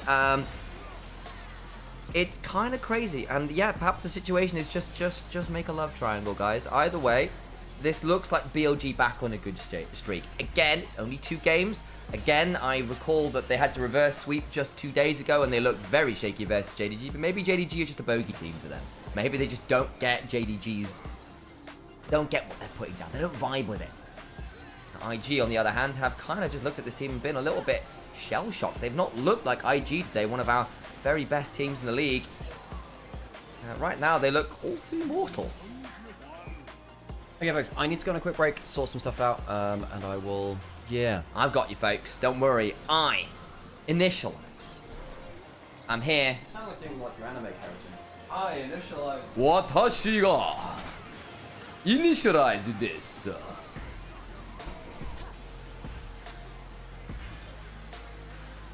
Ori ga ima.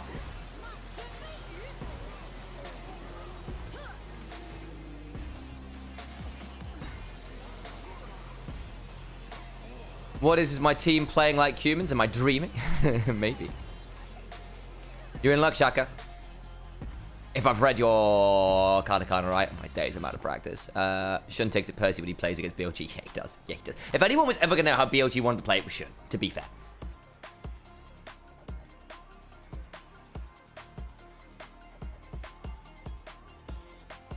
I will note, Gankers, that the last time Kiana was meta in the jungle, LPL won Worlds quite handily.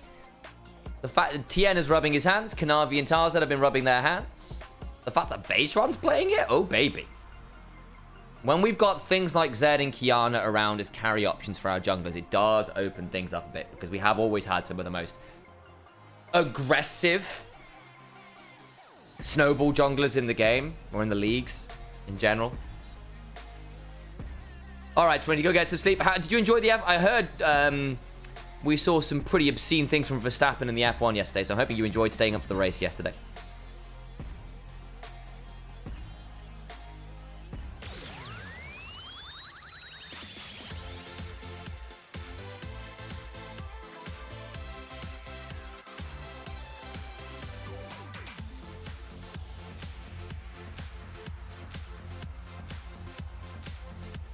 Beichuan is looking mighty fine on this 1307. Insane individual lead. Also, credit to him. Wei was trying very hard to make the Kiana's early game disastrous. Gets the early chunk, gets the invade after, and Beichuan plays it really well. Manages to get over to the Gromp respawn, gets out, gets his own clear. Wei's camped on a really weird timing and just snowballs from there. But very heads up, like jungle reaction and decision making in those first clears. Because there's a world where that could have gone very, very, very, very, very well. We'll run some ads as well when I get the opportunity, and I'll turn the camera off briefly. And thank you for the follow.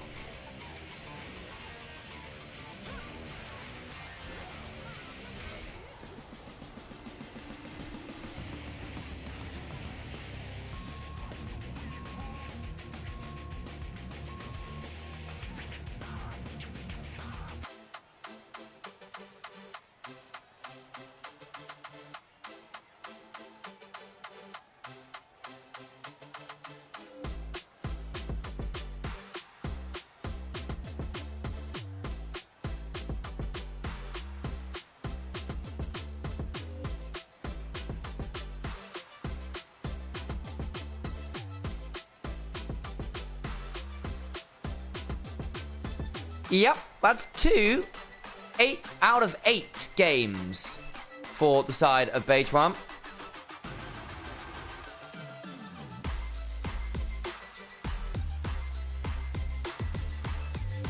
Not for Beitram. We've got Knight voted 8 out of 8, and then Beitram getting voted 8 out of 8 there.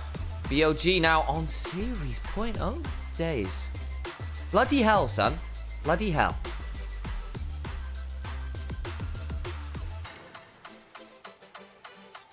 Absolute mentalness.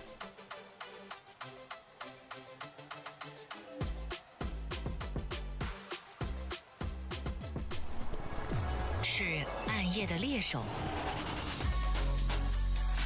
更是夜拍的高手。OPPO Find X8 系列夜景人像神器，夜拍超清晰人像 MVP。TCL X11H 领耀 QD Mini LED 电视，纯净画质，细节尽显，细腻。Oh baby. Did we get the fun fact? No, I owe you a fun fact. I owe a roast for Ghost as well. They were both in game, so we were a little bit distracted there. Ghost. 皇冠战马更受中国电竞用户喜欢的能量饮料，更受年轻人喜欢的中国能量饮料。中国电竞，当然有我，有能量，当然战马。奥方电竞椅职业战队的选择，连续6年，中国电竞椅销量第1。奥方 G7 专业人体工学电竞椅，Now actually moving on from that fun fact, 提供腰旗及全方位支撑。上官方旗舰店搜奥方 G7。I want the stare. You degenerates! What is this? Right, well, we've got a fun fact for Vincian. What's a good fun fact?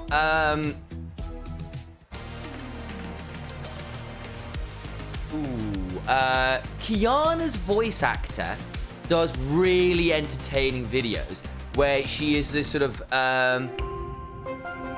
where she does basically Kiana's sort of like queen bee, sassy and obnoxious, but you love her anyway just because of her ridiculous attitude and incredible confidence. Like videos, like she just does like various quotes talking about champions and messing around in the voice of Kiana. That's just excellent. So highly recommend looking them up. It is like full on Mean Girls excellence. Go check them out. Compliment for JJ. Thank you for being vaguely normal. You aren't asking to be stared at in a derogatory way and enjoying. No, I won't do that because I don't give in to peer pressure and such degeneracy. Go pay someone for that.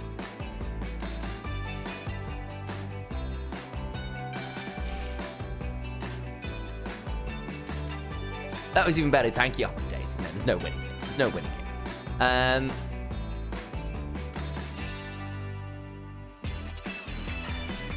Honestly, the lot of you. The lot of you. You don't have the guts to stare at us, Sam. That would mean staring at what could become. Yeah, like staring into the void and the void stares back, huh? That's the way. Sam Colney Bones was on enjoying. Look, I had to get a 2 for 1 here, you know?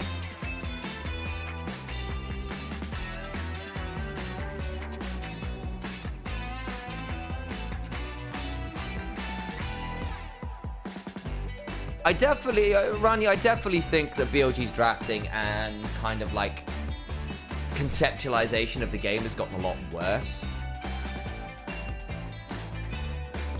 Like the individual hands are still good,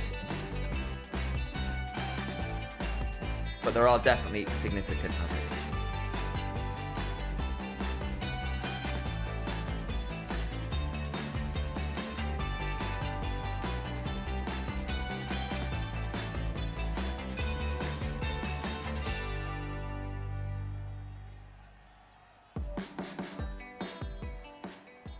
就感觉能够赢下来，今天比赛还是比较开心的嘛。然后我觉得我们整个队伍的状态其实和常规赛，我自己觉得没有什么特别大的提升嘛，就是还是就比较正常。Where are we at now? We're back over here. Bit of an interview. I'm cutting off. Whose head is that? Is that Elk's head? On's head? I can't actually see it. Let me turn this off. 然后就如果我们下场面对他们，就需要给我们在于，我们在前中期的时候需要保持好我们自己的沟通还有对线吧，然后还有一些资源团的这些方面。对于打 BO5的赛制而言的话，我觉得更多的就是心态，还有我们，就是英雄的组成嘛。就是因为我觉得打到后面肯定会选出那种我们不常玩到的英雄，然后也是就觉得还可以的英雄的话，就是可以直接选。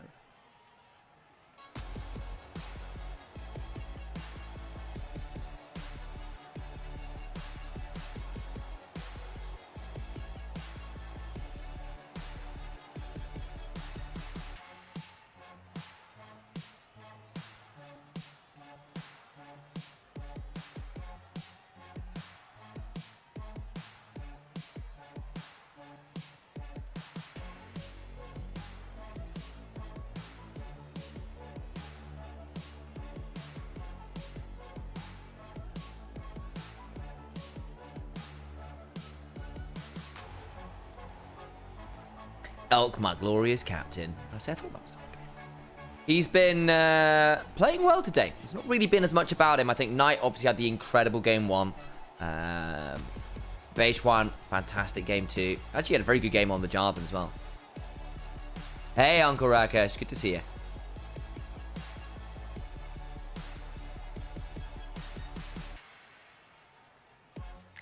He had his first good Nymaera game. Yeah, agreed.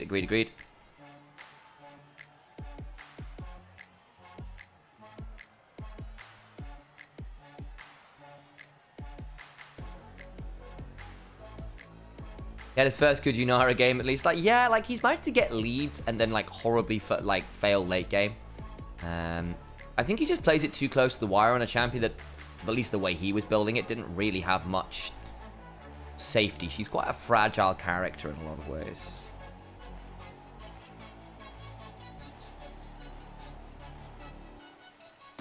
Should be getting ready for game 3 very shortly.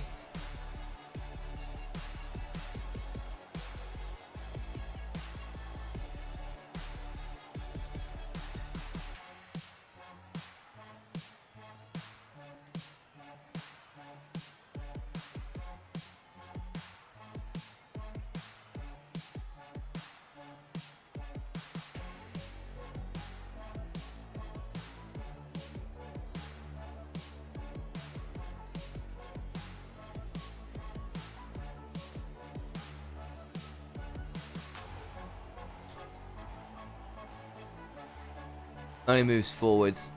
What is this about boots?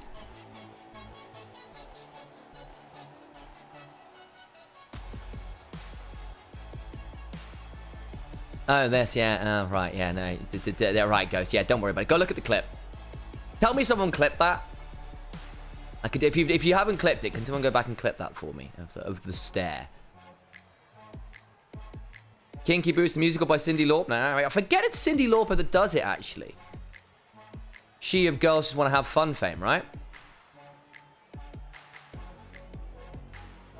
Or is it Dance With Somebody that she does? Cyndi Lauper. Girls just don't want to have fun. I think that's Cyndi Lauper. How well has Rookie been playing? Second best tonight today. Knight in game 1 dismantled him. Solo kill as Aurora V Rise. And ended up doing like 40% of the team's damage, 12 and 1. Godlike Aurora. Game 2 was whatever. Wasn't really about Rookie or Knight in the same way. But it has still been Knight fairly significant. She also did time after time. There we go. Cyndi Lauper. BLG from 0-2 and never reverse sweep. That's the one.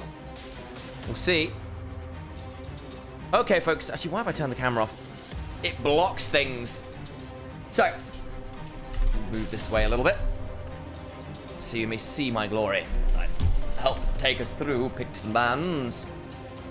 Nico away from on the Ziggs as well as a kind of flex. Elk had a really good game on it. We know Knight plays it too.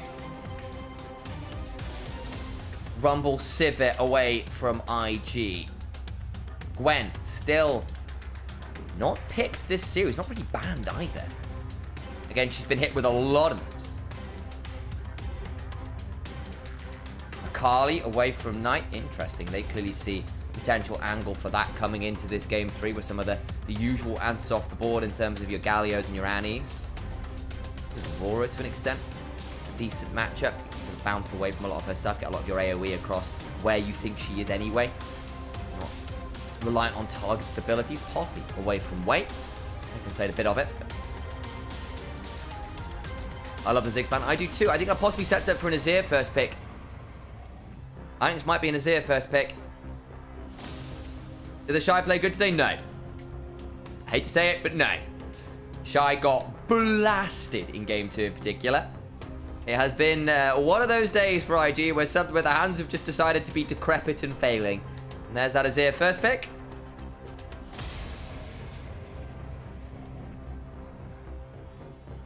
Sometimes you just get it right, guys. What's the response then? Your usual answer of the Ziggs is down, but Taliyah Pantheon is up. And I suspect we will see Pantheon. And they don't actually have to Taliyah here if they don't want to, because it's unlikely to see a Taliyah picked up by IG with the Azir locked in. It'd be very, very weird. So you could afford to pick something else quite valuable here. Trundle's down, the usual go-to into the likes of Trundle, or into a likes of Pantheon. And win those 1v1s very aggressively. The pillar really hurts. Caitlyn for Elkanon. They had a fantastic Caitlyn game the other day. Oh, Misfortune's been very unsuccessful. But a bullet time plus...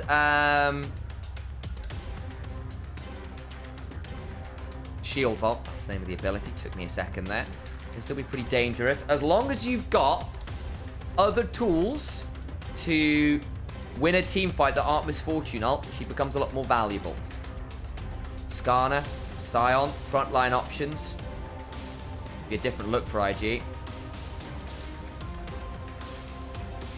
Said nothing but everything. Sorry, Ghost. Is Taliyah jungle still workable? I think with the nerfs to Fated Ashes, it's trickier. Put it this way, if Skewmond isn't playing Taliyah jungle isn't a thing. Rel MF. Yeah, you could Elise MF as well. We saw the attempt at the Pantheon Elise the other day. Started well, didn't quite work out. Oh. Now, we've not really seen a lot of Ahri in recent weeks. Does feel like she hasn't been as high priority. She's still sort of there as a kind of accessible option. Victor as well. Does feel like it's not been seen as much. But I think that Taliyah is probably the most sensible option. It's good into the Azir. Right at the beginning of the year, it was miserable for Azir. Had a horrible win rate, but you can do a lot to mitigate his dashes by having the Unraveled Earth. Very easy to punish him as he comes in with that. You can still trade well with your Threaded Volley, out-roam him, tend to come online slightly earlier as well. Braum ban away from Mako. Yeah, Mabby, you may have wanted that on 3. It's not going to happen. It'll be Braum and Rakan bans away from Mako, who's been a real specialist on it. The Alistair was taken by BLG, so can't even look to his most played.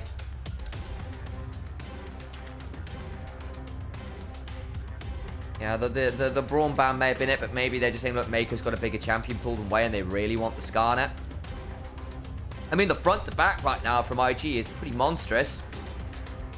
Lots of AoE CC, lots of AoE damage. Realistically, want a hard carry from Gala. I wonder whether they could even look at something like a Jinx lane or a Zeri lane or something very hyper carrying an Enchanter. Mako's one of the few Enchanter players in the LPL. Not really been a specialty of the region. Crisp, I suppose, is the other. You could go the Jhin route for just pure CC, but you do run into those issues where we saw Top Esports suffering a little bit the other day, just not having quite enough damage. The part of that blunting was Cream. Not really getting the damage numbers down on the Azir as required. Varus ban. Yeah, and then pick the Rel. There's no Xayah to threaten Xayah Rakan, so maybe they're less worried about the Rakan angle. But this does probably mean it will be a Rakan for Mako. Rel is a great pairing with Misfortune. Magnet Storm sets up for good bullet times. Jhin Rakan. Ezreal Rakan. I could see an off chance of something hyper carry, like a Smolder or a Senna. If they really want to opt into the late game scalings, there will be that Rakan we were talking for, been banned away the rest of the series.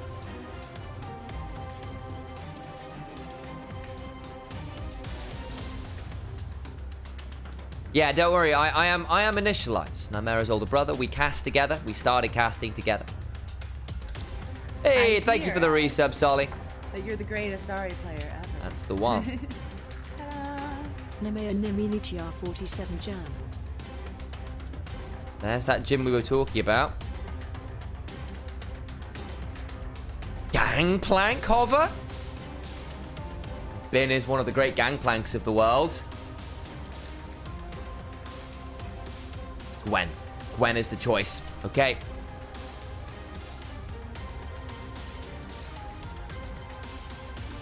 Okay. There's your scaling option. There's your additional threat. You've got quad carry. You aren't reliant on the Misfortune ultimate to win team fights, which is a big prerequisite for me for making that work. The MF Rel should be able to manage the Jhin and Rakan lane just fine. Actually should be able to get some good prio. You've got very good roaming mid jungle to play towards either the Gwen or the Misfortune combo with the Rel bot side. I think I like BLG's draft here. Look, if IG can get to front-to-back team fights, everyone's got CC. Everyone's got CC. And the members on BLG are squishy enough that if they are caught, they will likely get chained into death. If it does come down to 20-minute team fights, IG are probably feeling pretty good. But I fear for the faster collapses that BLG have been able to pull off this series, they've got double globals into none. They spike harder earlier for my money, with the Pantheon Talia having a lot more value in those early skirmishes. I think BLG have got the better of this one, personally. It's a different look for IG. Maybe that's what they needed.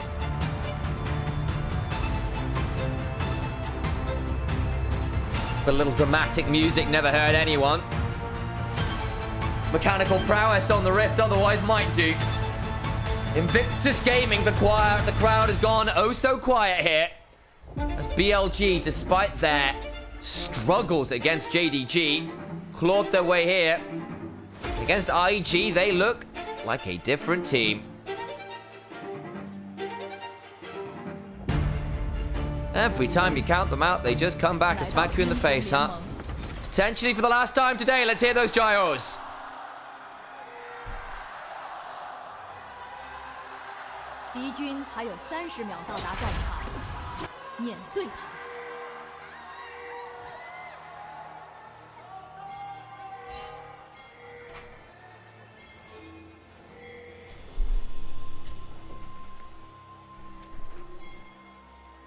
No early plays as yet.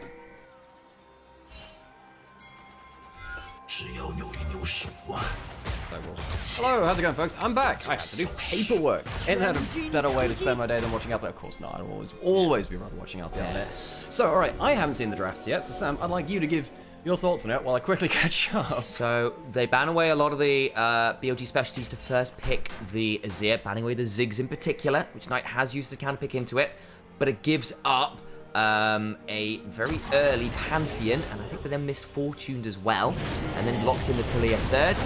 They get themselves a Rel and a Gwen. On the other side, IG just go for what Top Esports tried yesterday effectively with the full CC front to back, Bruiser, Brawler, ICC one person into ungodly amounts of stun. Yeah, and you know what? LPL as a region hasn't always gone for the tanky front-to-back thing. It's not been necessarily something that LPL has always gone for. We've seen a lot more of that from our top teams, I think, in this last split. We've seen Top Esports try a lot of it. Of course, WWE really popularized it too in their own run. Of course, didn't make it through the playoffs, but, you know, yeah. And I do think IG, particularly with the Shy being very good on tanks this split, 3 and 2 on the pick, actually. It's a lot of value out of it. BLG, the onus is on them to make it not into a front-to-back. Flash is trading them off. Oh, yes, and the heal spell. So you saw heal from On to try and get the speed up to get the better crash down. The speed up from Mako with the heal to get Agala out of it. Then the re-engage with the flash and the flash out. Nice back and forth there, two of our more aggressive playmaking supports in the league, to put it bluntly. And I have to say, you know, I think actually our supports and AD carries, they've actually had a pretty even time of it in the first 2 games, even though BLG have been very, very strong in skirmishing through the map. I think on the whole, in terms of individual player differences, I feel like Knight has been the real standout. Knight has been destroying Rookie in the 1v1 sense, which, you know, after the split that Rookie's had, how cruel would it be for him to be on the cusp of making worlds again? Potential MVP split, of course, lost out on that for Jackie Love. only for BLG to stand in the way and sweep them at this point, and perhaps just topple the house of cards. Oh yeah, it would be just the way it always goes. However good IG look, there's always something that pulls them apart at the very worst possible moment. Don't get me wrong, I don't think Game 2 was as much of a capitulation. That's from in there. Grave W placement. Get right up in the face of the Shy. Ooh, 3v2 in bot side now. Mako with the battle dance out, and cleanses popped, but in the end actually relatively well managed there from IG. Wei will get a hold of the Scuttle Crab as a result. Might actually get a double Scuttle off it, so it could well be worth that cleanse, and I really do just want to highlight a comment which happened in our Twitch chat just now. I know we're streaming in multiple places, but not in that chat. The series, yes, but Rookie has been a top 2 mid laner during the regular season. Knight just happens to be the top 1. That is the nature of playing mid lane in LPL. Yeah. Knight has been such a force of nature, in the same way that Chovy has been in the LCK2, particularly during regular season and particularly in a regional sense. Internationally, things get a little bit different now. Mako, yeah, that was safely hit, question mark. Yeah, but look, Rookie has had a fantastic split. I think he's been so pivotal to IG. Knight just happened. Oh dear, that was an unfortunate timing. Again, I remember at the beginning of the year when we were talking about how rough this matchup was. Knight can look for another solo. Rookie! Oh, good God! As we were saying, Rookie might be a top 2 mid laner in the region. Knight just happens to be the best. We said that the Azir into Taliyah matchup at the beginning of the year was looking awful. It got better. People were happier to play it and manage it, but there is always something about the fact you stun yourself when you try to shuffle to safety that Taliyahs can punish. It is just not fair playing against Knight. You know, I know that Rookie's been making his own mistakes. A lot of people are going to dunk on Rookie, and understandably so. That's a solo kill, which is very avoidable. Had the flash up, gets hit by the shove. He's on half HP. You just got to flash it. I think he realizes the danger that he's in. Tries to shuffle out, and then he's down cooldowns and still takes the damage anyway. And Knight realizes, well, I've just hit the big rock there. I haven't taken aggro. All it would take is a couple of rocks and an auto. Does have to use the flash, but he gets out with a solo kill. Game 1 started with Knight getting a solo kill. Game 3, he's bookending the series with another Knight. Now topside has got himself needles to work with as I conflate the two solo lanes because it's another solo kill. Finn solo killing top lane. The Shy on the Scion. Typically so good at this pick, but BLG solo lane domination in this game. BLG could just sweep through IG after having to reverse sweep their first round. Switching in Beige One. Perhaps the love triangle, perhaps the soap opera drama of BLG and their jungle starting spot has given them something to leverage off of. But the individual form of BLG has been up and down and up again, and right here, you could just see them through to a very clean series victory. What happens if Bin just gets himself to level 6 off the play? The Shy going for a harder play? I suppose Bin just hits level 6 a little early. What happens here? How many minions does he have to kill? Is it just one? Watch it just be the one, and that's it. Well, I mean, he has the HP advantage. I guess he's waiting for his W cooldown. Got a stack Q. And then just ends up getting 3. How close was he? I mean, this is why the Shy takes the trade. I think he realizes actually, that's the whole wave. He needed the whole wave to get to level 6, and the Shy just misjudging that. Finn gets the full stacks up, hits the needlework, and realizes that's a kill. Neutral into mid lane, got on flashes over Mako to get the mount up, and now Rookie's in danger, surviving for a little while. Doesn't get as much like work as he'd like done. Looks like there's an Emperor's Divide used at some point there as well, and ends up being BLG punishing in the mid lane. Oh, and another flake back. Oh, no. Oh, my God. That's out. Beige One flashes with a shield vault, will likely die, gets a bit of triumph feeling, but the upheaval turns it around. That's 2 for 1 in the end. On now, potentially in danger, but gets to mount up himself, and should be okay. BLG steamrolling through the mid lane as Knight Taliyah is just unleashed. Another set of kill participation. It was a flick back onto him to try and start up a play. There was sadly On in a bush behind him though. On the right timing there. Also worth noting in the flick back. Actually got the flick back over the minefield as well, so he got the stun from the Unraveled Earth, I believe, there too. There was a slight bit of displacement. IG, how cruel would it be for them to have the split they've had, finish in top 2 by beating BLG on the last day of competition, to then meet them again in playoffs and get blasted like this? Now, you feel like IG has somewhat deserved worlds or something like that. No one is deserved worlds. No one earns that shit for free. BLG are a team which have been slumping realistically the whole year. We know how good this team can be, and despite them having good results, I mean, they reached the finals, right? And even in winter, we thought they were hard done by to be knocked out at the point that they were against top esports, and they're on their way to their own title, top esports. BLG might just be on their recovery arc just in time to dash the hopes and dreams of other teams. IG now potentially in danger to dig a Grub. Grand Starfall comes on in, but that's going to be a big old chunk into the Impale. A little deep base one. He dies. What about the rest of the play? The bullet time will force double flash as they get out to safety. 1 for none right now, but the shove back into the mount up, into the shattering strike. Mako just about advancing to safety. Knight gets knocked up by the decimating smash. Now the curtains get called, and maybe IG can look to punish a little. Not that much damage, though, in the inventory of a Steel Cap's Jin. Realistically, that ult is actually just to stop recalls, because Rookie is on the bot side of the map, pushing in for turret plates on the bot lane outer turret. BLG, they lose 1. The turn back from BLG is pretty good. They will still get themselves the grubs as well, despite the fact that Beichuan was off of the table. A little too far from him, as you were saying, but BLG still get themselves the grubs. IG, I suppose, not unhappy to take the kill and the turret plates for the Azir, though. Way here. Might actually try and smite fight this one. Good luck to do it. It does. That's 2 to IG. H1, perhaps just not seeing him coming around the corner. That is a full level up over Way, by the way. Incredible XP difference. Sorry, no, it's the 6, not an 8. I was like, what the hell? Anyway, just behind Way into the XP. I was thinking, hang on a second, he's down an XP. BLG giving IG a little bit more than they would potentially be comfortable with there now. You got Azir getting towards that Nash's Tooth. A couple of grubs in inventory. If he gets some time in side lanes, despite the fact that he's died twice in his mid lane now, perhaps he can pick up the gold he needs to scale up in. It's a playable game. The gold's right back to even. Early objective take from IG. Can now look to reset around this bot side. On's just face checking 3 people. On, why are you there by yourself? There's a level 6 on Mako. Could theoretically have pulled the quickness there to really punish On. They're going to keep driving. Quite managed to find an angle now, but there's the quickness into the grand entrance, and On likely will die. Knight tries to come and support, gets the heal. Double seismic shove is really good. Knight will help defend the support. Does cost a flash, does cost a heal. I will say, IG are still even in gold here. Gala has the 4th shot, trading pretty well onto Elf. Doesn't have his bullet time just yet.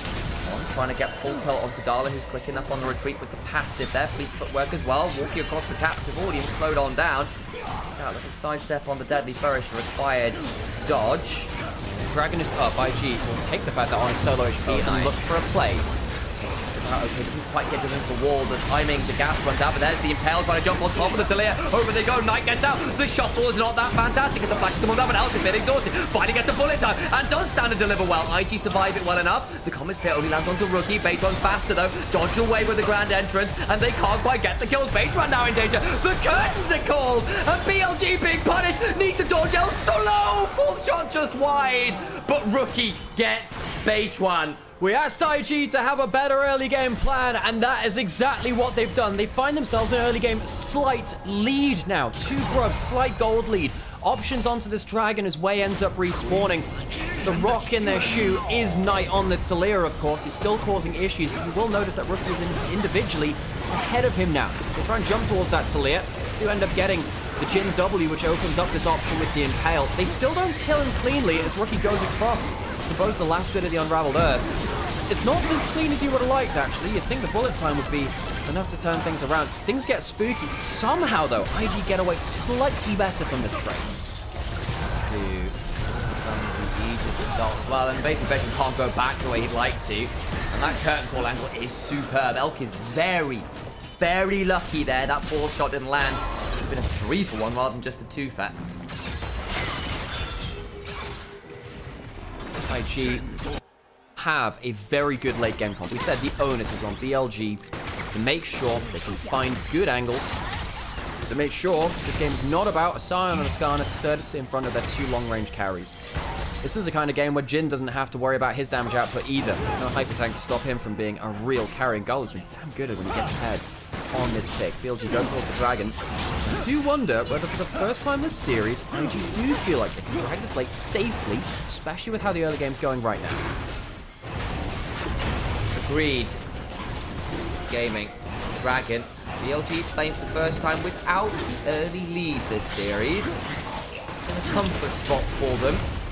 In general, across this year and split On in the banana bush here with Alt. In comes the Weaver's Wall. Way still here, able to potentially fight. Looking to go there. Right through the wall, gets jumped up on the Deadly Flourish, seismic shove. Away. It's going to go down, but it's a good impale for a second or two. They get the knuckle on the base, release the flash away. Curtains get called. The time was solid, but now BLG have to retreat as those curtains cause some damage. The most dangerous fabric in the world. Knight gets shuffled back. Rookie! Phenomenal angle. Mako flashes out as Ongo's looking to keep Knight alive, and they end up losing 2. Neither top laner gets invested in the play, so it's a 4v4. And IG walk away, saving the play again. 2 for 1. Wei goes down, but Beichuan, rather Knight and On are the cost for it. IG, they're playing very well around the extended option, saying, look, midway through the fight, we have this bit of CC which can play around, and that'll make the difference. The initial entrance from BLG is pretty good. Wei is in a threatening spot, but they get so much CC onto him, the threat of the Impale is vastly diminished. He gets it onto one, while Beichuan has the E running.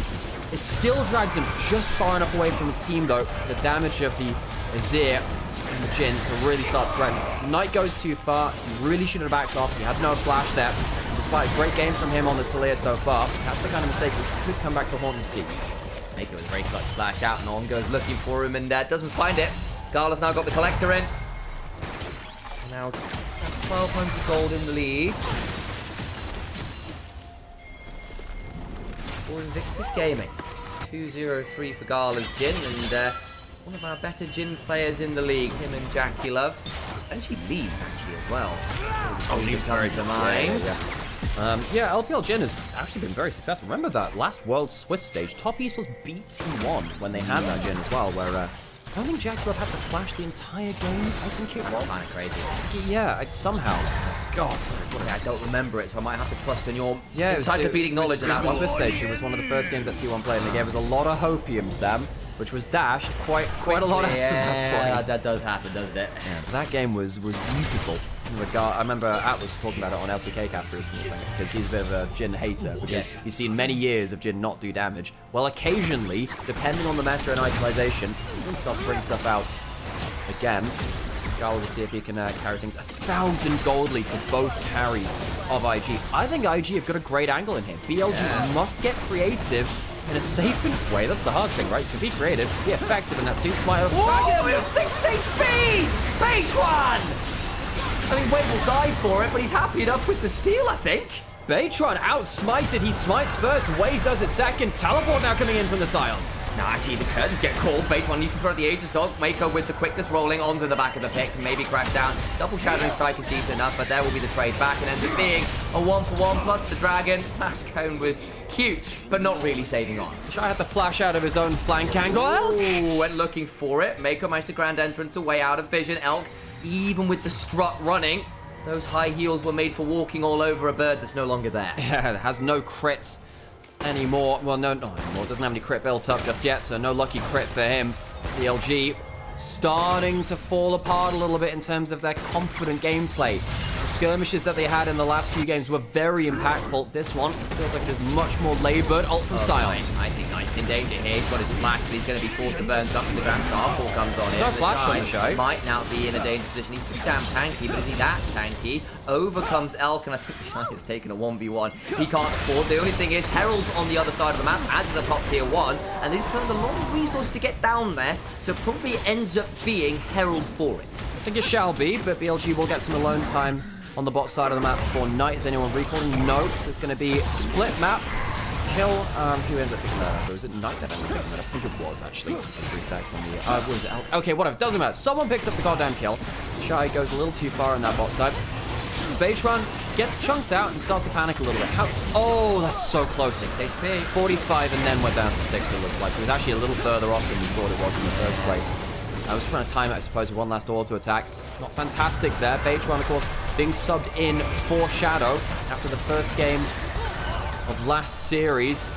Teams looked better playing around Beichuan again. That is the metric at the end of the day that we're interested in. Who's playing better as a team with the jungler in there? This one, though, Beichuan, got to keep an eye on that stuff. Can't afford to be letting objectives go away easily like that. He with grubs, gets to top tier 1. There's a Herald that was taken, immediately shoved into mid lane. That goes down as well. Feats of strength for the first time this series goes towards Invictus Gaming. Gold is dead on even. Dead on even. For BLG, they should be in their PowerPoint right now. 1 to 2 items, that's where they start to peak. I think once you start hitting 3, 4, that's when you really start getting worried for BLG. You have a very strong front-to-back composition. You have tanks which don't really care too much about the front line damage from BLG. necessarily anyway. Now, the Gwen is pretty strong at killing tanks. Misfortune, much less so, compared to almost every other AD carry in the meta. Yes, at the end of the day, a bullet time hurts everyone, but much less than some than others. I'll say at least the bullet times I've seen from Alk have been pretty cool looking. Killed, crash down into Mako. Doing a lot of work. He gets out! No way! Into the redemption. Mako survives. Has to burn his flash, but good work. Deadly flourish onto the base one. And Mako goes, yeah, you have to try hard to catch me. The damage just isn't there, and now I'm looking at it. You know, a lot of the reason why the damage isn't there is because Knight has ended up losing a lot of farm for these plays. He's actually only 130 CS at 18 minutes, and that's a catch onto Alk. No flash. Dead Misfortune. Easy kill for Gala. BLG failed picks and not protecting their own. Elk pushed it way too far for that kind of play. And the Shy just ulted mid as well. There's no turret to be afraid of top, so they're going to get the Impale onto base and throws down an Aegis. So in comes the Weaver's Wall. They crash out onto Gala. That's pretty good. Rookie looks at the shuttle, but it's flashed away from Knight. Now trying to find a place to get some value back as Wave, potentially looking to drive onto Knight. Mako slides away with that battle dance. They do go 1-for-1 there at the back end of it. Knight takes Gala with Mako with him. Rookie gets good soldier position, but Bin trading well with the Shy. Decimated Flash comes on down. The snip's just wide on the Shy. In the end, I think BLG come away with more. As a total, I mean, Elk did die as well, so I suppose it ends up being, what was that, 2 for 2, all things said and done? Who's the third person who died on IG? We lost Wei, Gala, and Mako. Wei ended up dying. That's the one with Chip Bit, which I missed then. So 3 for 2. Slightly better from BLG then. You're absolutely right. Okay, Elk pushed up too far. Has no flash. Didn't pop the ghost after he got hit by the root. Realized realistically he's just dead. Saves that summoner for another time. This is what we call full contact team fighting. You know, Beitron is caught out here. BLG have a couple of choices. Defend the Pantheon or attack the backline, which has exposed itself. Go trade your carries for carries if you have to. Beitron, the pick onto him doesn't really work after that point then, because you know, there was no follow-up. They had to go and try and defend themselves. That leaves himself a little bit out of position, but gets one last rock, punches a hole in the chest of Rakan. Mako had been getting away with absolute murder this game, escaping so many ridiculous scenarios, finally brought low. Atakan has now spawned and we're pretty damn close on the gold. Atakan aggroed here. Just IG, but I don't know how much that really means, but it's only a percent one way or the other. BLG onto this tier 1, they've got Elk around, Wave trying to throw this threat here. It's slowed down by the Make It Rain. IG have slightly better positioning on the Atakan right now. And I don't know if they'll be able to confidently hold this Tri-Brush, but that's often a good point to hold around this objective. Wave very tanky, Skarner very strong around the Atakan because of these reasons. Mako looking for a quickness. They've got the Impale, the Madness Storm by his time. It's a good Shattering Strike, but on is charmed off the bullet time. It would have been great if they could have just held someone there, but they can't. The shot's got one, but Bin's gone bloody deep. He's in the Hallow Mist, but look, he's just sanctifying the grave dirt he's buried in. Atakan now spawned as Bin has TP'd into his doom. Beitron has to flash one out of the Shy's decimating smash. The side switch up is wide, and Atakan, you've got to feel as IG for the 2-man advantage.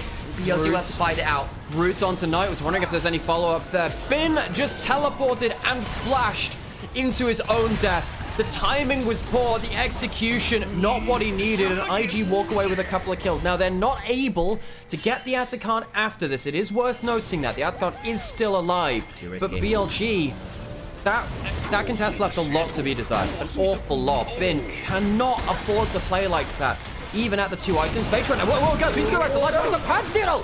Observers, go back to life! There's the picture immediately. They're flashing away. They have done exactly that. Beitron got himself another death on the board, and On needs to crash down. I might be crashing out as well as Rookie goes looking for the pick. We'll find another bit of CC onto Talia, courtesy of a deadly flourish.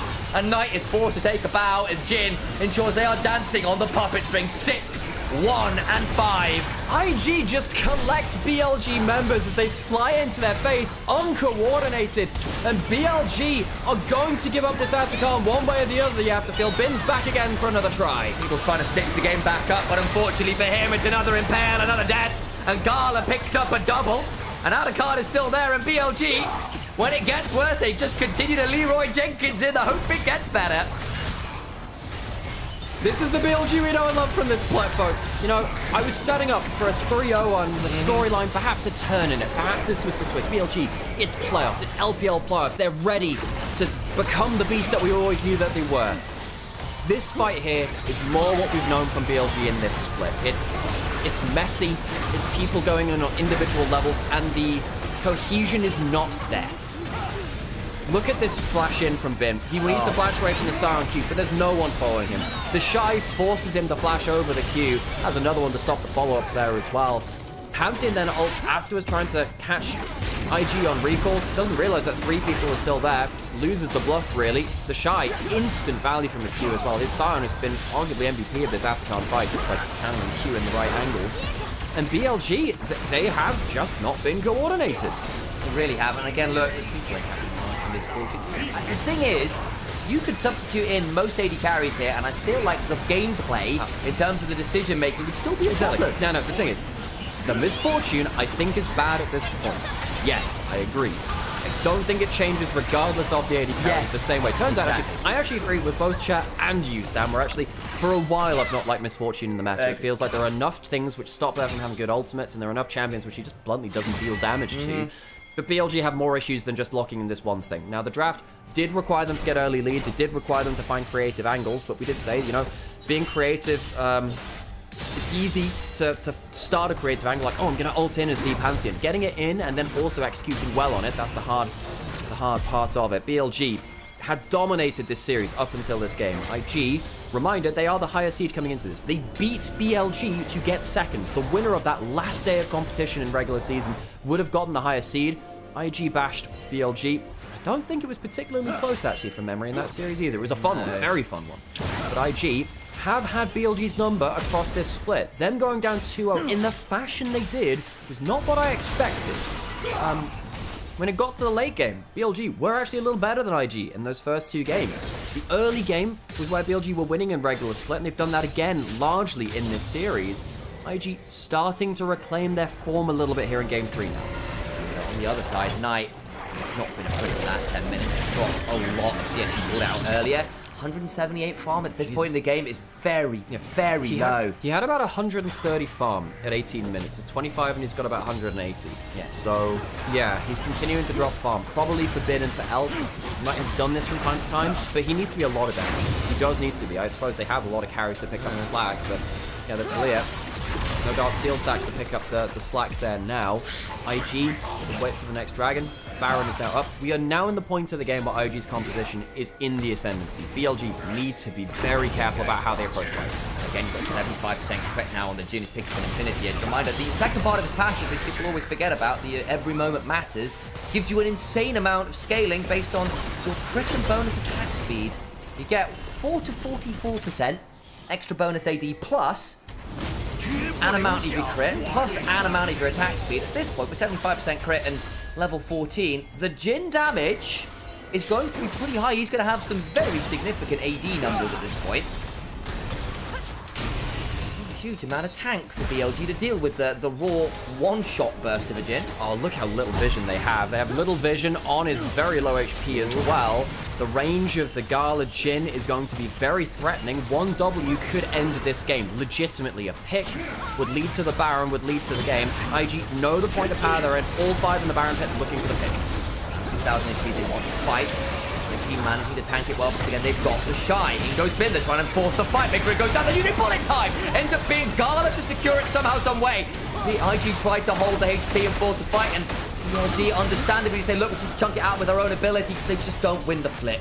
It's still dangerous that they got down to a flip. IG get it, they get it onto all 5, they kill one member, and then with a minute till dragon, they'll push in the map and make sure the dragon is very hard to set up for BLG. We saw how difficult it was for BLG to fight with no vision there. Bin will spot the Shy, wait, the enemy jungle getting picked. Mako forcing Elk to back up with the Ghost, and does, but he means not really there to do damage. Mako now potentially danger, down to safety. The Max Ball comes on him, but Knight is already down to about 20% HP. Bin looking some needlework, it's not bad, but again, he's very alone. Flashes over to try and get towards Gala, who doesn't have the flash. Dodges so much, my God, the shot's hurt. Now the curtains get called. They need to just about get out of range and do so. And unfortunately for Gala, the audience left before they could give him more applause. Bin, it's another bad flash from him. Tries to take down his MSI winning teammate from 2022.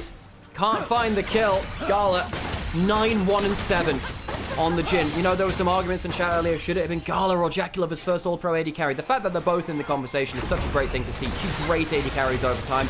I'm personally on Team Jaculova for the MVP of this split. God, he had a great split. But Gala wasn't too far behind. LPL AD carries something of a specialty of ours.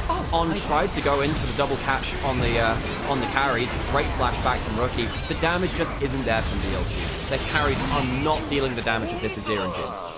Garland with a second shot did like a third of Vin's HP.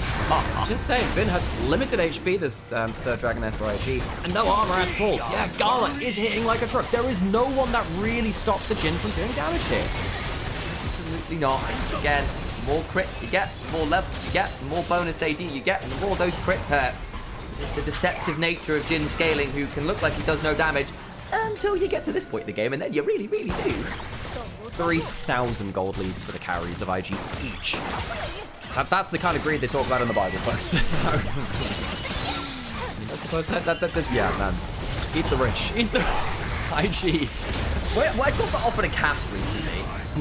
Is that going to be Cho'Gath ulting? Like, I don't know. Like, who prints for Gangplank? Yeah. Yeah, it was something like that. It was the people who had the bounties. Right. Awesome. That's great. All right, Chash on the turret there. BLG. Yeah, this is struggle streets now. Realistically, they're thinking about game 4. We won't have a short series here today, I don't think.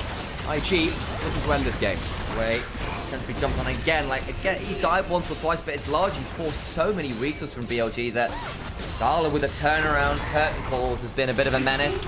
Rookie at this point had a much more stable game, and 3-man impale into the quickness, the grand entrance, the unstoppable onslaught of Invictus Gaming will steamroll them to a game 4. They aren't done yet, and the clean sweep from Billy Gaming is denied. Oh, we do have a bit of a soap opera. Enemies to lovers to enemies. Wei gets the triple impale against his old team. I brought you to Worlds last year. Here's an impale to make sure there's a roadblock in this series. This will not be a clean 3-0. It will go to at least a 4th game. I was worried we were going to have a very boring series, folks. Fortunately for all of us, it's anything but. Invictus Gaming crack their neck and swing a solid punch back. BLG started this game strong, solo kills in both solo lanes, but the team play from BLG left a lot to be desired, and IG picked up the slack. A slow start from IG in this series so far, particularly in the early game, was punished by BLG, but IG find their feet in this one and bring us back into a proper series. That was good fun. It was a lot. And now the question is, folks, Baytrod lost a game. They look pretty discoordinated. Shadow? Is it the flip back in? We shall see. Because the thing is, realistically, BLG have said they've had 6-man rosters before. And that hasn't really been the case. When they switch to a jungler, they mean to stick with that jungler until something gets so bad they change. Yeah. They're not switching in and out in a game or something like that. Even at last summer and then into Worlds, they went fully with Wei until they were fully with Shun back again for last Worlds after that group stage. They have the option to bring Shadow in if they think things are really going poorly. IG, though, they managed to find their feet again. The early game was a little bit rocky, and then they managed to get towards their items, stabilize things, and we see why IG managed to get to that point that they managed to get second in this split. And the snowball didn't turn into an avalanche, right? Actually, in the end, BLG didn't have that monstrous early game lead. They started it, and then it didn't work. Wade nabs that grub, you get a couple kills back, and despite the solo kill onto Rookie, Knight starts dropping a lot of farm, and you get bullet times that don't kill people, and then actually the curtain call turnaround start picking things up, and you know, all these things start coming together, and IG just end up with a significantly more convincing early game. They get towards the mid-game fights, they had the scaling front to back, they had a lot more CC. Gala actually looked like he got to play the game. Mako's Rakan is still a thing of beauty. Like, I think at the minute he is the best Rakan in the league. We don't have Missing here, who's on that insane 23-game win streak for the longest time, and then was finally had it broken. But it's good news for Invictus Gaming fans, and BLG, we know how streaky and emotional they are as a team, and how, I don't know, how surly maybe is the term I can be. They can get a little bit affronted by losses, and sometimes that leads to them bouncing back really, really well, and sometimes it leads to them doubling down. And I'm a bit worried it might lead to the other. Okay, well, folks, we'll do our spiel again. Yes. Hey, by the way, we're not paid to do this. This is not an official broadcast, but we are professional casters. This is our job. We actually pay our bills doing this, and we love the LPL. We've cast the LPL effectively as the official broadcast for the last 2 years. Last year, only half of the official games were streamed, so we covered the other half because we thought you deserved to have a broadcast which knew about the teams, enjoyed talking about the stories and the gameplay of them. And then, of course, coming into this year as well, the entire broadcast was shut down, and we thought, well, we'll keep doing it. We're basically doing this for below minimum wage because there's 2 of us. And a whole lot of games to cover. There have been some magnificent amounts of support coming out from our community, and we really appreciate each of you. If you can, spread the word that we're live. Keep liking, commenting, subscribing. If you can drop a donation to the various links that we drop in chat every so often, it obviously makes a lot of difference to us too. The most important thing, though, is that you are sat here enjoying the LPL and realizing that there is a way to enjoy the LPL closer towards the LPL English broadcast that we had in the past. Of course, there are other streams doing the same. Main important thing, folks, is support your favorite LPL streamers. It is a very hard time to be in the broadcast scene. And if you want broadcasts to survive, there needs to be a way to support them beyond this point where it really feels like co-streaming is kind of killing the traditional broadcast. We love casting these games. I love BLG. I love IG. I love all of our teams, actually. I'm not even going to say all of our top teams. I love having these connections to our teams, and I hope that you can sense a little bit from us as well. We're disappointed. We're happy. We're excited. We're sad. All at the same time for all of these teams, really. Just want to see the most entertaining gameplay we can, and I'm glad this has at least gone to 4. Have a look at these highlights now as it was a full-on fracas as the mid-game rolled by. Thank you for coming and supporting us those you can. If you've not looked at League Mastery, by the way, guys, please do. It's a really cool new platform where you can learn to do things like play League of Legends better, which is quite cool. But for all of you broadcast aficionados out there, if you want to be better as a caster, or want to learn more about what goes into esports viewing, esports production, we've got a course on how to cast, basically, which would be really cool insight for a lot of you out there, I have no doubt. Hey, thank you, Dr. I appreciate it. Okay, do you need a break for anything? I could use a bit of a glass of water or something. I'll leave the door open as well. Cool. Okay, folks, I think it's Uma Musume time. But I'm going to do something different here, actually, folks. I'm actually, this is going to be a little different. So Haru Urara, who's famous in this game, just passed away today. So we're going to give up on our gold chip run, and we're going to do some Haru Urara runs. Because it feels only right, really. Yeah, we're going to do some Haru runs. I don't know how to run Haru, but we'll figure it out, folks. We'll figure it out. I don't have the setup to win a Rima Keenan, sadly. But we'll run some Haru Urara runs. Feels only right, really. And do we have enough star levels for her? Let's see. Do we have enough for this? So we need 53. Fuck it. Fuck it, we'll get everything. Fuck it. I don't care how many statues it takes, we'll do it. I don't care. Perfect.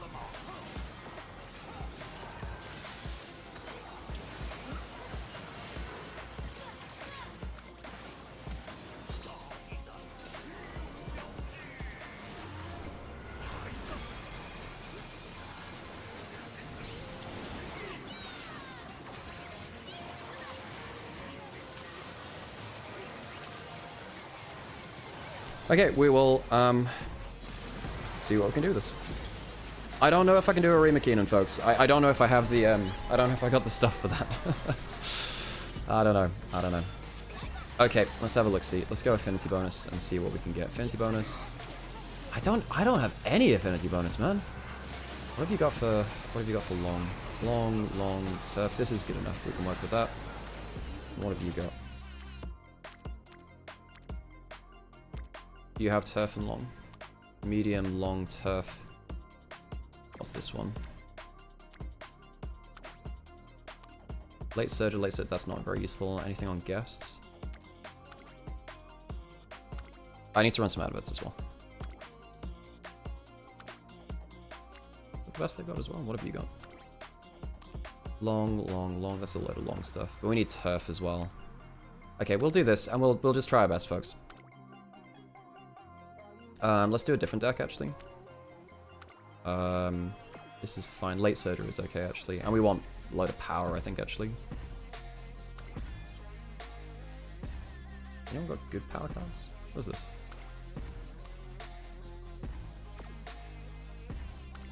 Actually, what I could do... You know what might be better?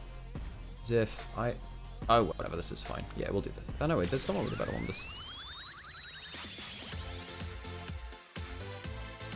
Gala MVP, no surprises there.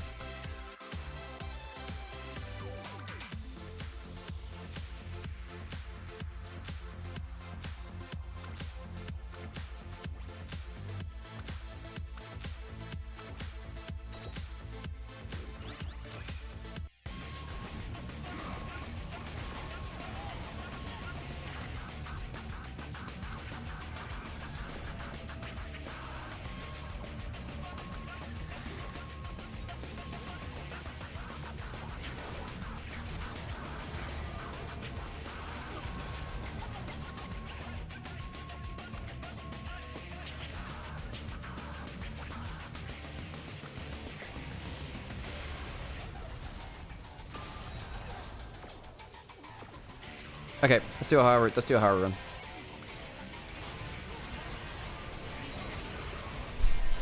When are you gonna play arena with me? You're not on EUS, are you? Well, like you have to play on the super high ping, right? I mean, we can at some point, but.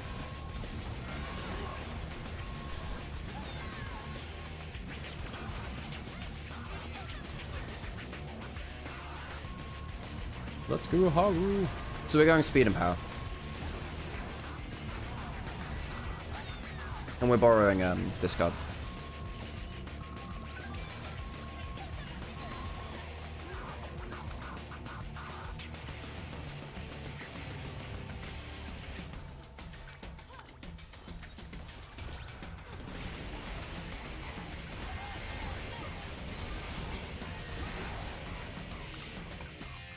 God, it's so loud outside. They're doing street works outside. If anything, that kind of helps us, though. Because it means that people get less annoyed at us.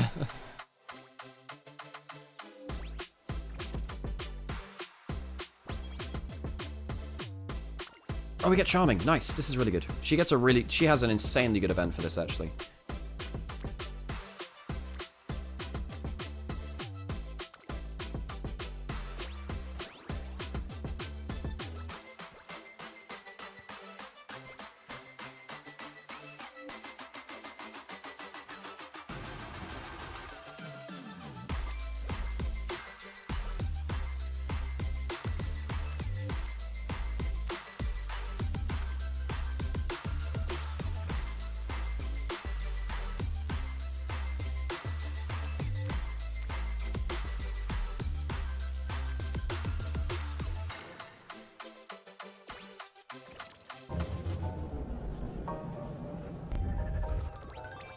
Nice. 好久不见。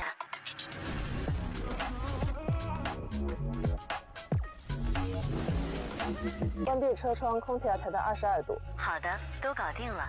This is energy, I think.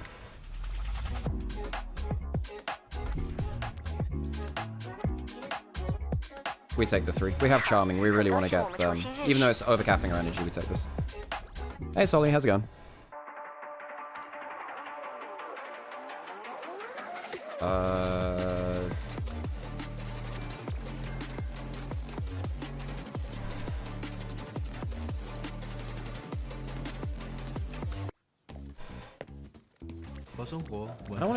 I don't want to keep spamming this though. Oh, whatever, it's fine. 用个性的方式画世界，让眼界突破边界，让远在天边，近在眼前，让每一刻精彩不再等待。Oh, this energy down, I think, actually. Really. 上京东搜游戏台17，游戏主机低至8折抢。We will actually take a little bit of this.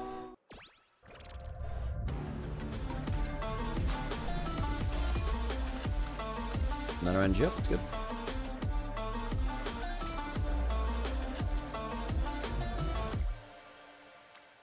Nice, that's good. Compliment. Oh, there was someone who wanted a fun fact earlier, by the way.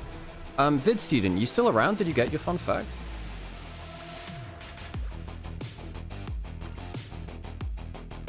I think it's energy up, isn't it? They did get a fun fact. Cool, cool, cool, cool.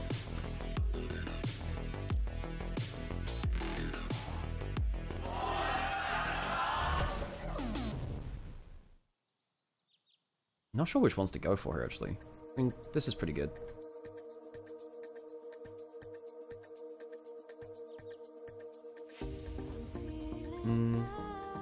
I think I'm will actually take straight away recovery. Your fun fact was the videos being recorded by Kiana's voice actor. Cool. I didn't actually realize that. I think we have enough power to win this. What the waifu? So this is based off of Japanese horse racing. Just let it happen. Just let it happen.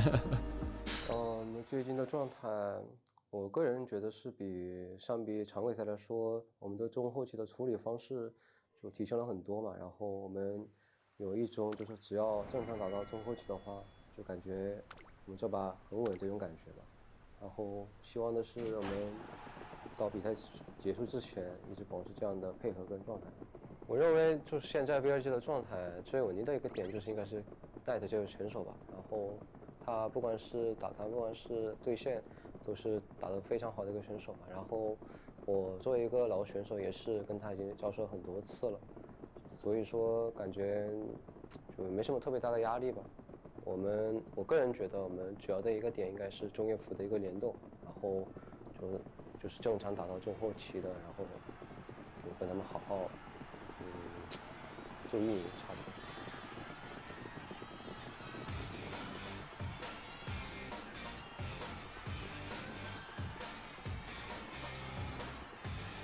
Oops, didn't move the camera. The other thing. On this game. Come on, Haru. You can do it. You can do it, Haru. Yeah. Let's try. I don't know if we can do an undefeated run, but yeah.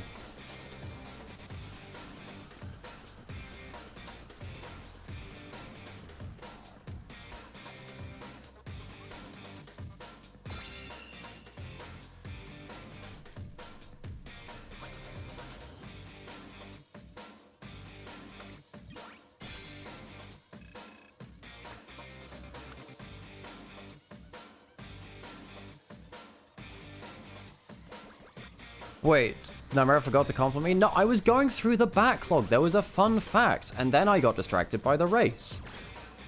I will notice. I will give you a compliment. Let me have a think. Let me have a think. You know what? You're. I don't even think you'd need to be Duo Maiden. You'd actually be okay as Solo Maiden, because even just one of you brightens up a room, and that's more than enough for, you know, so many people. You being a Duo Maiden means it's double the goodness, and I think that's a great thing. Yeah, hydrated. I will get hydrated. Okay. Oh yeah, we just need to run a ton of races now, don't we?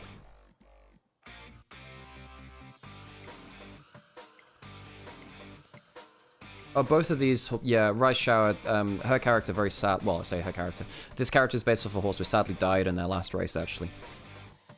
And Haru literally just died today, sadly, who is very, very popular. I don't know.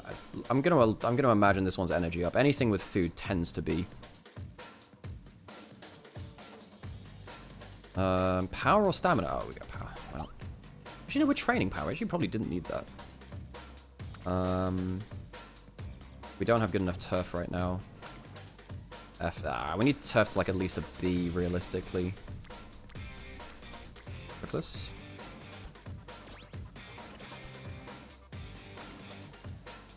Can't remember this one. I think this is energy. Oh, no. Ah. I gore it wrong. Ooh, double on that or this.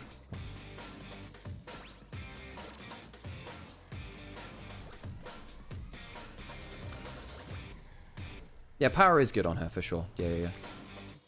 35 cents too much. 35 cents too much. In fact, what we can do this actually. Is there any race we can do? No. What I'm going to do is I'm going to start getting through these events, because these are actually very good recreation events. Yeah. They give you a lot of skill points as you go through it. Okay, folks, so we'll leave that there and we'll do some races after. Oh, Sam, I've got a coffee that was ready in there. Oh shit. Okay, well thank you for that. I appreciate it.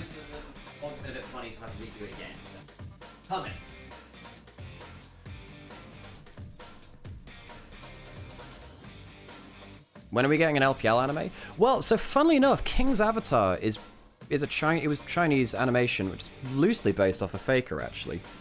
But King's Avatar was vaguely based on, you know, esports pros and stuff.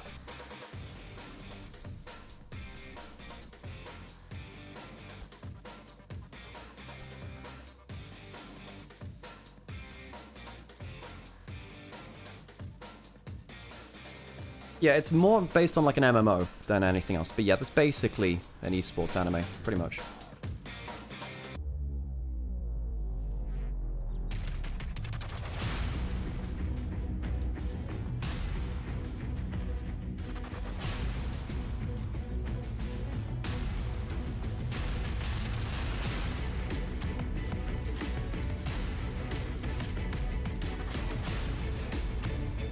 into the draft for game 4. No jungle swap. No, apparently not.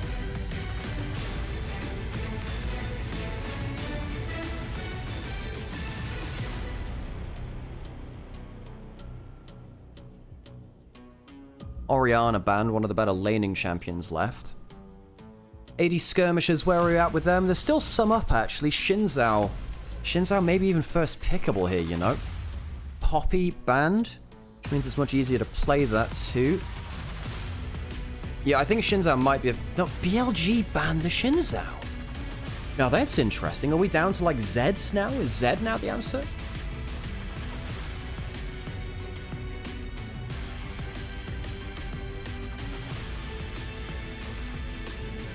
There's a mention of Ziggs in chat in terms of mages. I think Victor is also very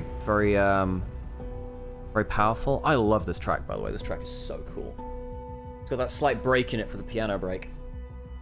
What is it? It's the one with the piano break in it. I don't remember it well enough. Can I have the headphones? Sure, yes you can. To listen. Although it's going to start building up again now, but I like this one quite a lot.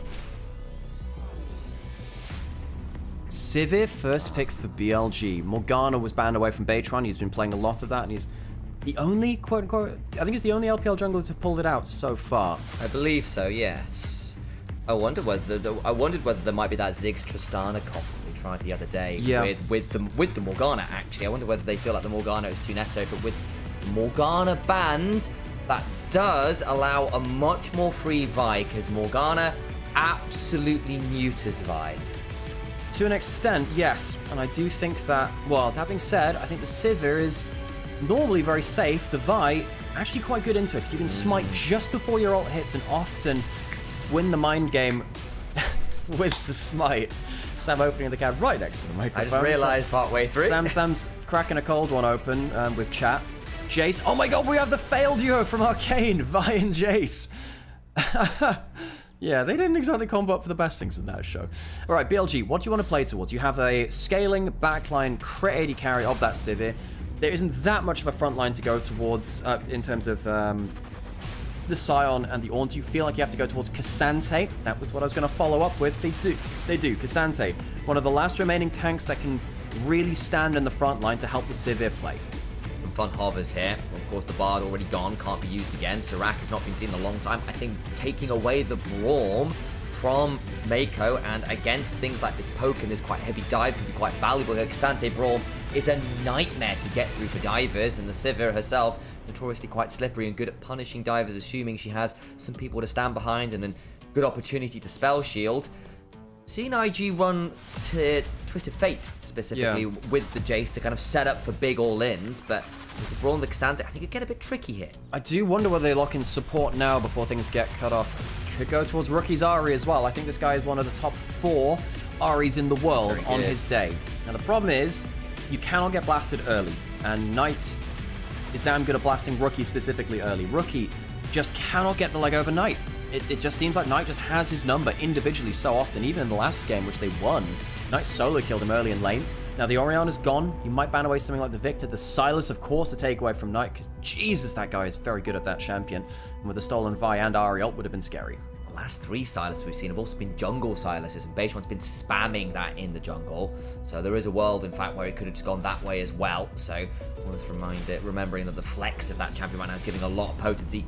Ban of the Varus right now from BLG as well. It was a consideration for IG earlier. It's not going to allow it. We might actually have an arcane trio here, actually. Knight might lock in the Victor if it's not banned. Good laning phase. Zari can sometimes struggle against that. And while you think, would you pick Victor into Vi Ahri? That you can often be tanky enough, especially with a Braum behind you to survive. They ban the Maokai instead. I wonder if Knight does feel like, look, I can just go for a mage. I can just go Victor. Minor option of something like the Mel, which he tried the other day as well.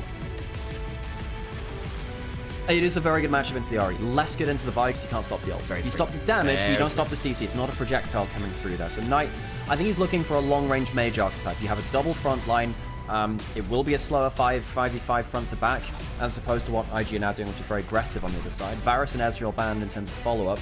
I'm not actually sure what Gala can go towards, which actually follows the play here. No Ezreal, no Varus. Senna. Senna's not bad. but it does struggle to cut the front line down. You might have to go towards it anyway, just to say the ult will at least follow the engage. Here's the orbital cannon. You've already got 4 damage deals. Because Zeri could also do it theoretically, actually. Again, might be a bit better into some of those tanks with the DPS, yeah. I prefer the Zeri. I think it's a fine laning phase against the Sivir Braum. You will lose push, but you will get some value. In fact, I wonder whether Mako, one of the better Enchanter players in the league, now thinks about either Karma or Lulu. I wonder if that's the play. I wonder whether they might look to it last game, actually, when they already had the Scion and the Skarner front line. This time they've got a better setup for it again. It would mean you have very low engage. You're relying just on charms and ultimates from the Vi. I will say with that, we did see just the other day IG draft a comp pretty much like this and just say, look, we've got so much target access, we've got so much damage, that we don't need all the engage in the world. That was the play pattern at the very least. BLG lock in the Neferi though for Beidrouin. So when you're talking about, well, you know, maybe we don't need as much engage, now you do into the Neferi because your engage is going to be nullified by Neferi W. If you, wow, this is actually a really great Lissandra angle. There's everyone squishy. You can ult yourself if there's a threat. Lissandra for Knight. Now Lissandra has been in the past very, very good into Ahri as well. What this does mean is that BLG lack quite a lot of damage, but IG will really struggle to land targets onto picks onto single targets. I now think the Lulu is the right choice. I don't think you are going to be able to cleanly find the first carry. Go towards the Lulu, buff up the Zeri, and make sure you get the AoE damage and the hyper carry scaling. Mako is an all-time great Lulu here in the LPL. He is a good Enchanter player. BLG, I like the Neferi Lissandra as an answer in the jungle mid 2v2, but I think Lulu is very good for IG's 5v5. We just saw a little stat the other day on the biggest Lulu players in the league. Of course, Mako was the top of that list. Got the Zeri Lulu combo. And now Lulu can go towards something like that Mikhail's as well. Very early on, Redemption and Mikhail's make an awful lot of difference. Now, IG do not have much tank. BLG do have a good amount of damage. These team fights are going to be very knife fighting, very knife's edge. Now, one ricochet crit going onto the backline, well, no one on IG can really stand that. If Knight gets a good flanking angle before they are polymorphed, perhaps they can get AoE CC onto the right members like the Jace and the Zeri. BLG have the front line, IG have slight range, but the engage is going to be very hard to land from both sides. Also call it out here as well that you are going to have a very challenging set of seas to navigate here as Vi. You may get your way through Cassante, Braum. We were already saying the easiest to dive into. And Lissandra as well. You go in, immediately get Ring of Frosted. It can be a tough time for the Vi to go in. You may well be going on one-way journeys a lot this game. These drafts are not ones we have seen that much in this split. Very, very 22, 23 coming out, or really 20, yeah, those kind of years for Invictus Gaming. BLG, wow, the Lissandra we've not seen for a little while. And Neferi Lissandra, I think, works great in the mid-jungle 2v2. Let's hear those gyros. Match point to BLG.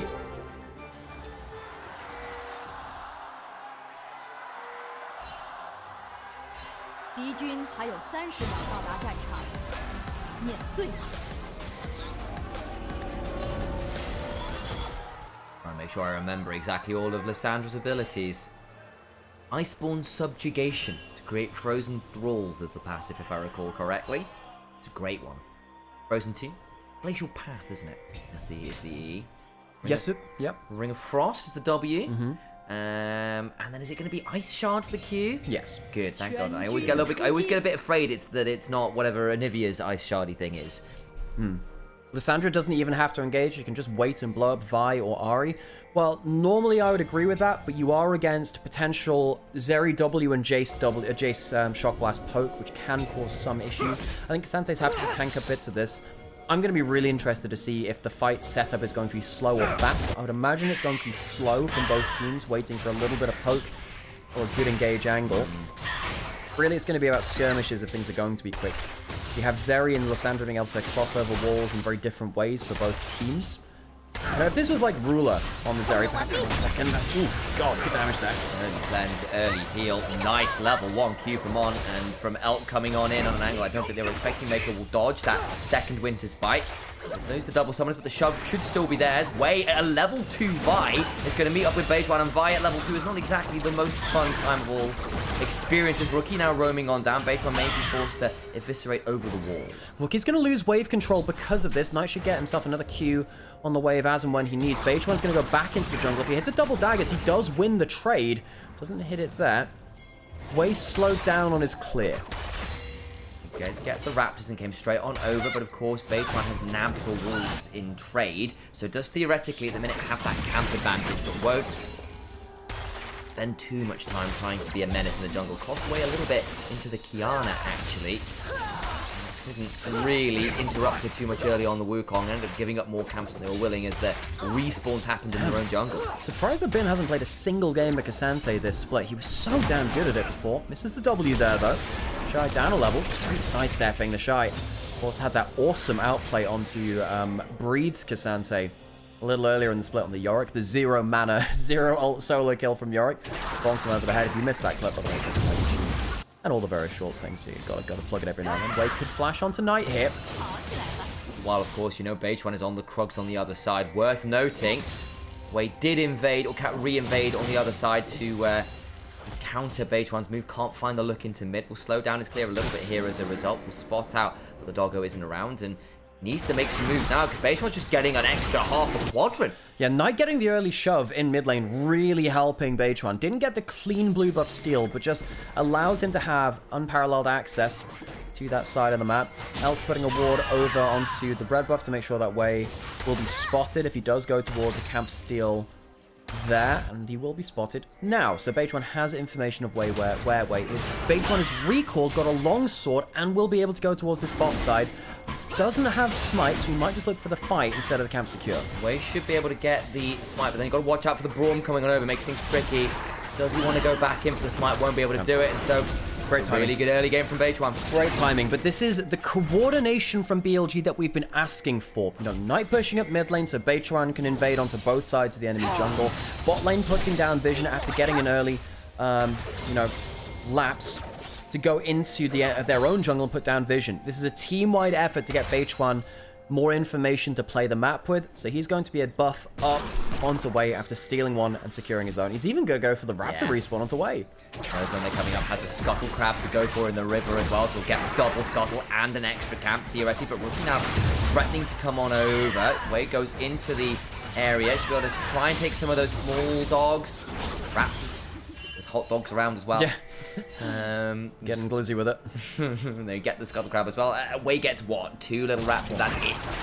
One of the complaints we had about Bejuan last time he was on BLG, compared to Shadow, who I think was better at this when he first came in, was Bejuan wasn't good at selfish pathing. He wasn't good at pathing for himself. He was actually on TT when he was there before. I wonder whether just the pecking order of BLG and Bejuan being, you know, the newbie and the guy coming in lower down the totem pole, I wonder if that affected it. Way might get around the back of bot lane here, actually. On needs to be a little bit careful. So did Elk, actually. Great double glitter lands. Way's thinking about this. They're throwing down the heal. It's all a bit of a ruse. Second heal comes on forwards. Elk with flash with barrier, but Way's not going to get any camps. Not going to get the gank. It's still stuck at 20 CS. He's like 2/3, if that. He's going to counter the reset and try and get this at the very least. He needs to get something here because he is falling desperately far behind on the bar. Way was spotted by the control ward. His smite's over there. His Q's still on cooldown for now. Flashes has to, but Elk's flashing as well. Over comes the sandwich. She's got a level 6. The Frozen 2. Throw out the Winter's Bite. And Knight claims first blood. BLG's early jungle tracking is so good in this game. It is a team-wide effort to get Bejuan ahead and to shut Way behind. Pathmaker comes on forward. Bin can potentially go all out here. Maybe has to do so. Can stack up the Intopo strike. So Shy flashes back as well. Ends up being Bin the better of the trade in terms of summoners, even if his health bar is at risk. I remember a Lysandra pentakill earlier this year. Yeah, it was Scout. Scout played one game of Lysandra earlier this year and got a pentakill on it, which was, I think, unexpected for everyone involved, actually. That was a really weird game. Yeah, I remember it was around bot lane in a turret. And, yeah.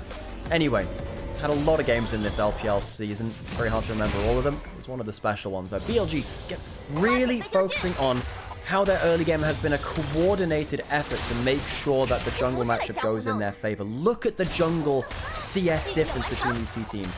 I will say currently, Gala has got a good CS lead over Elk, about 15 or so, although there will be a wave killed in top lane. Dragon started by IG. IG not too far behind in overall gold, luckily for them. They need to be afraid, though, if BLG gets settled in, get control over areas of the map, and force them to play, like we saw from way there, into enemy territory, while there's so much CC on BLG from the likes of Lysandra that shut them down. That mid-jungle starts really rolling. It could get very tricky. There's no one, at least early on, until things like Mikhail's comes on, who will survive the combo. Beitwan on Raptors here, but that's a lot of members of Invictus Gaming, and Beitwan is very, very deep here. Has to flash over. Ari's still got the ability to charm. Mako flashing on forward, still going to give a kill back over. That's too far. It's too far, and the kill goes to the Dark Seal. Ari, Mako, no flash, and it'll be a 1-for-1. Patreon actually gets an assist on that too, so he picks up a little bit of extra gold. Knight, weirdly for himself, not having a Dark Seal for once in his career. He doesn't have the Dark Seal early on. Enough to set up for that, though. Gets himself an assist after the kill earlier. Kill goes over to the Braum, of all people. Fortunate slightly that that's who it goes to, but hey, you'll take the kill you can get on now. Trying to land a Winter Spike will not do so. Part of that is the fact there's 3 control wards right now in IG's jungle, so they think they're safe. Mako goes, look, cool, we killed the jungle on the invade, get some wards down. I've got people in mid lane. Couldn't track bot lane roaming down. See that Knight got a decent freeze up here onto Rookie. Rookie, interesting choice in runes, by the way, choosing not to go towards the bone plating. I think actually lost in priority earlier. Sometimes you can win the trades versus Lysandra early by taking bone plating, taking one on the shoulder, really, getting a hard trade, trading electrocute. If the other player doesn't go bone plating at that point, you can have the advantage. See that Knight's actually gone to the Comet. Sometimes you will still see something like the electrocute or the spellbook even on them. But in this top side potential, Beitwan level 6 now, obviously great ability to chase that Zeri even if she runs away. Yeah, very dangerous this game indeed. Again, you've got a lot of good setup here for the Neferi. Again, she can do some of her own stunts at a certain point in the game, but any assistance in terms of dive buddies or CC is always appreciated. Have to make her angle from Bin. Gonna try and get the Untouchable part 3. Does not land, and the Shy lucky enough to wait around until Beitwan going back on the invade. Needs to be a bit wary here. Will eviscerate. Dodge the attempted Vault Breaker. Angle, Wei should pick up his own red buff, but was being threatened. TP's coming, though. I wonder whether Wei's going to clear this fast enough. He needs some support now. There's no one really roaming away from their lanes. Ari's quite scared to move over here as well, because if Ari moves over, yes, has the Merc Treads first. Lysandra's still going to add a load of CC into you. There's a chance that Braum could follow the CC combo. By the way, Braum, Lysandra, highly underrated duo, as one will lead into the CC of the other. Okay. Bin is in a bit of trouble now. Pathmaker does have the flash, does have the all-out. There's no mana on the Shy. Gonna try and go forwards. All-out to get through the wall. Gonna go down to the skies. Oh my days, actually the turnaround's pretty damn good. Trying to get the Hypercharger. Flash from Bin! And solo kill for the Cassante. That's revenge for 23 semi-finals. Rookie will clean things up, though. Make sure it's not just a vulnerable 1v1. And Rookie gets 2 more Dark Seal stacks. Rookie's Ari is one of the best in the world. It's into a hard comp to play it into with that Lysandra, which we were calling before. But Rookie, with an extra bit of AP on the Dark Seal, could start to snowball. Flash difference there was huge. And of course, the Shy with no mana couldn't go through more of those rotations, and it all gets a bit tricky. Tried to go into Hammer Form to get a little bit more mana back. Bin realizes, hang on, no, I've got Q3, I've got some cooldowns. Let's see if we can keep this going. Shy just runs out of mana midway through. Form changing, gets some good sidesteps. It's not bad from the Shy, just doesn't have the bloody resources. And Cassante is a champion of all time. Gets the Omnivamp by going into all out. Uses the W for a lot of damage, and probably overcomplicates things with the flash there, actually, but kills him anyway with a bit of help from minions. Yeah, goes for. I think he got him out of range of the auto there, potentially. Actually, I think he was having to take it back, but either way. No, Sam, he flashed legitimately nothing. Okay, I was like, is it out of range of a melee auto? Sam, he was in cannon form. He was in ranged form. He wasn't getting out of range of that. Oh, gosh. Anyway, he still gets the kill. Giving one back over to Rookie, though, that's a bit of an issue. If Rookie gets to Malignant Liandry's and then a little bit of Pen, I think he's really happy. I think he's really, really happy with this game. I think he should go towards those 2 items. There's going to be a decent amount of HP across the Cassante and the Braum. You probably do want to be going a little bit of front to back with the likes of your Zeri on your team. Is there a world where you go for a Zhonya's or a Banshees at some point in this build? I don't think you need let's be honest, Zhonya's doesn't save you versus Lissandra because if you don't get to Zhonya's the Lissandra ultimate. Realistically, need more Banshees. Potentially, like, deal with Braum or a Lissandra, a bit of CC interrupting your engage. I think you have a great position to go Leandris in this game. You have the Merc Treads already. You're likely going to have the Mikhails on your support. I think you'll be fine with that point. Now, if you go like to 4th item, yeah, absolutely, you can think about it. But your core items are definitely Malignance into Leandris as a certified RE1 trick over here. Those of you that don't know me, I've like several million points on Ari. It's a problem. It's a problem. Dragon up in 10 seconds. IG. Do we see our first group fight of the game? There is no Mikhails yet. You have one item in for the real big threats of BLG of that mid jungle, and then of course the Sivir as well. I wonder if IG feel that without their first items themselves completed, now is not the time to fight. H1. Start up the dragon with Knight. Gold is pretty much dead even. I'll note that IG BLG managed to get the first 3 kills. You've got that marketable, which is trying to be a second objective for them, so they only need 1 more. We've got a couple minutes until Herald. That would likely be the next angle as the Shy goes to the sky briefly against Bin. Flies on the top side of the map. Quite hard to do much against the Cassandra at this kind of HP. Has Thorn Shield, it's a good amount of armor, and has the refillable pot ticking. Still don't think they should really go for a dive up here. And the arcane failure of Jason Vite. Perhaps not wanting to add another one to that dismal record they had in the show. Takes the Gromp, gets out. Elk is on a little roam up the river. Not sure how much fun he'd have there if Gala and Mako decided to jump over the wall to join Wei, though. So, step away from that one. Scuttle Crab is there, but I think IG are just going, look, we probably don't win a skirmish right now in the river with where our laners are at. So, that one can go to base one. Wait until you get your own first items. Malignance now in for Rookie.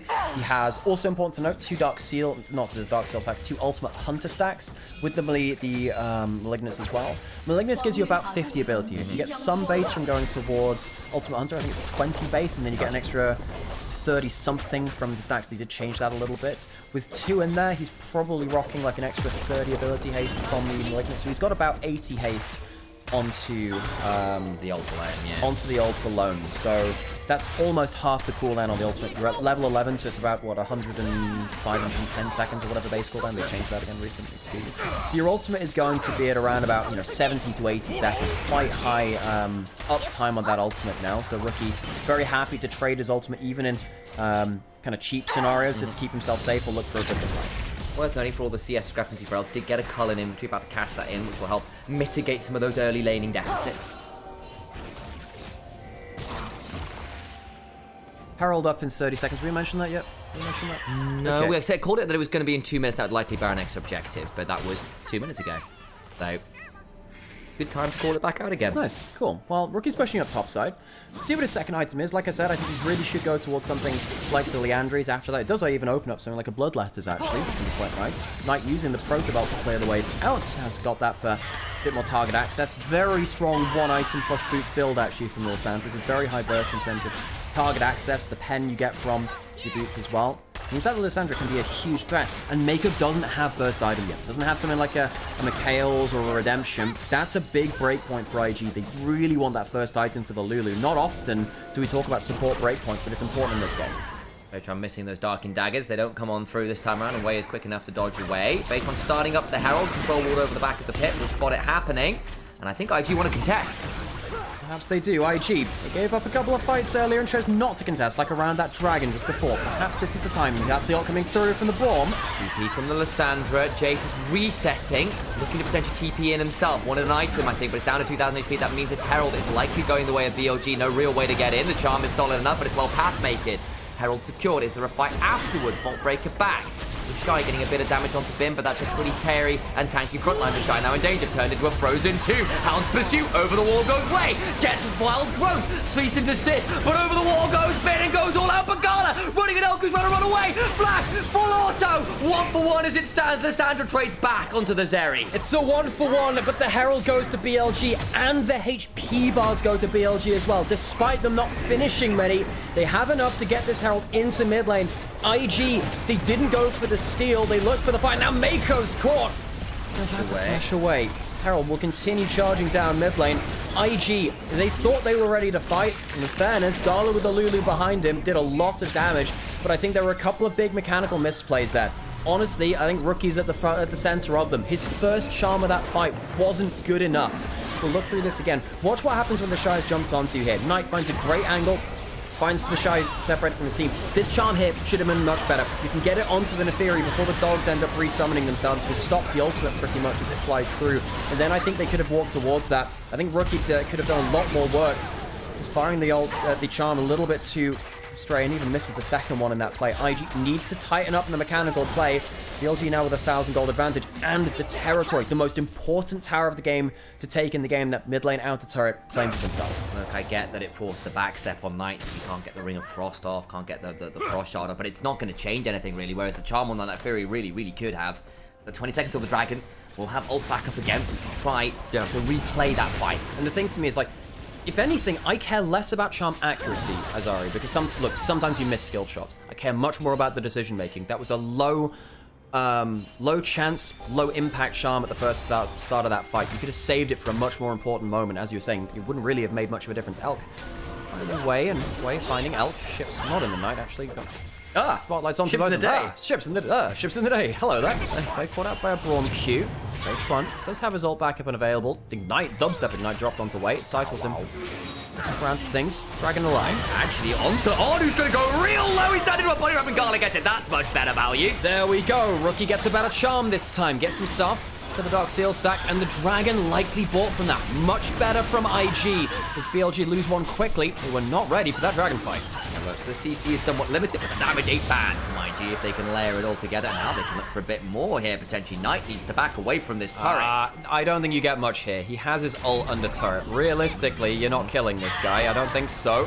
Big cease and desist, gonna come on through. The Ring of Frost is there, and there's the ult. All the while, Bing gets the turret. TP's now flying, but Knight, where do you go? Get silenced and dies. TP now comes on in. Way should be able to back out. Elk's coming on over. Redemption is here to try and kill off Way. Wild Growth coming on as Bin. Pathmaker on 2. Wait, Mate goes low. Gets a bit of a shield, but you can only put so far. Rookie now charm. Looking for a charm. It's a really good angle, and Bin with all his resist gone goes. Rookie is just the master of Fog of War. Hides around the corner, manages to get one back, but realistically, IG probably shouldn't have gone for that dive. It was always going to take a little too much time. Bin still manages to clean back 2. It's a 2 for 2, better than IG realistically would deserve it of that. Now they have to defend their own bot lane turret. Eats a nasty shot blast there, loses about 25% of his HP, so defense successful. Charm. Backstep from Elk, did have the spell shield there. Gala wins the fight over the Grump actually there with a Q. Small victories you take them sometimes. Within 1,000 gold, going up towards the 20-minute mark, Maker will spot the blue buff. Going down here. Just be a little bit careful, you're not just a little Lulu. You do die if people jump on you.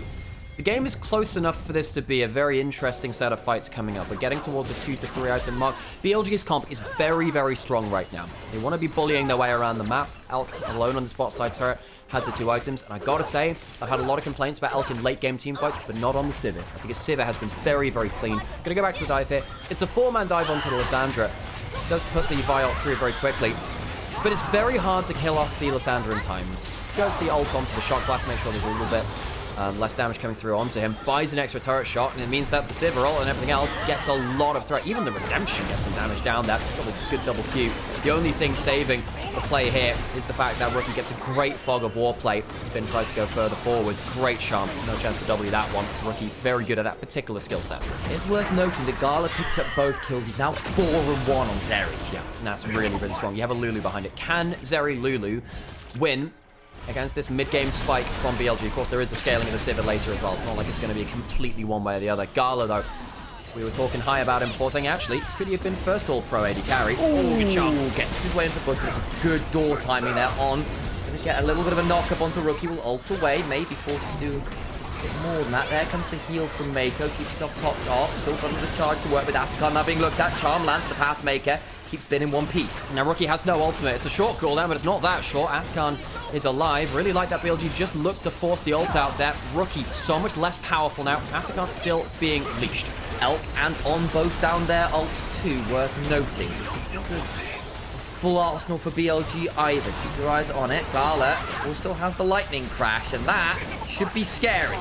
You still have Knight with his own ultimate. Here he goes. Gets the Ring of Frost. Damage goes on down. Wild Growth buys time for the Shy. Gets a good to the skies. And does take the Fury with him. Now Caesar descends to the backside. Trying to get damage way. It's a one-way trip. Goes down. Flash away from Gala. Keeps up alive. The Frozen Thralls go down onto Gala. And they will lose an additional member. So close to IG just sweeping that fight. But the Shy didn't quite do enough work as he went down. Rookie! Flashes away. Gets a charm that means nothing. Uses that flash, dies, Darksteel stack's largely gone now. IG, that should have been the winning fight for them, but BLG out-execute way.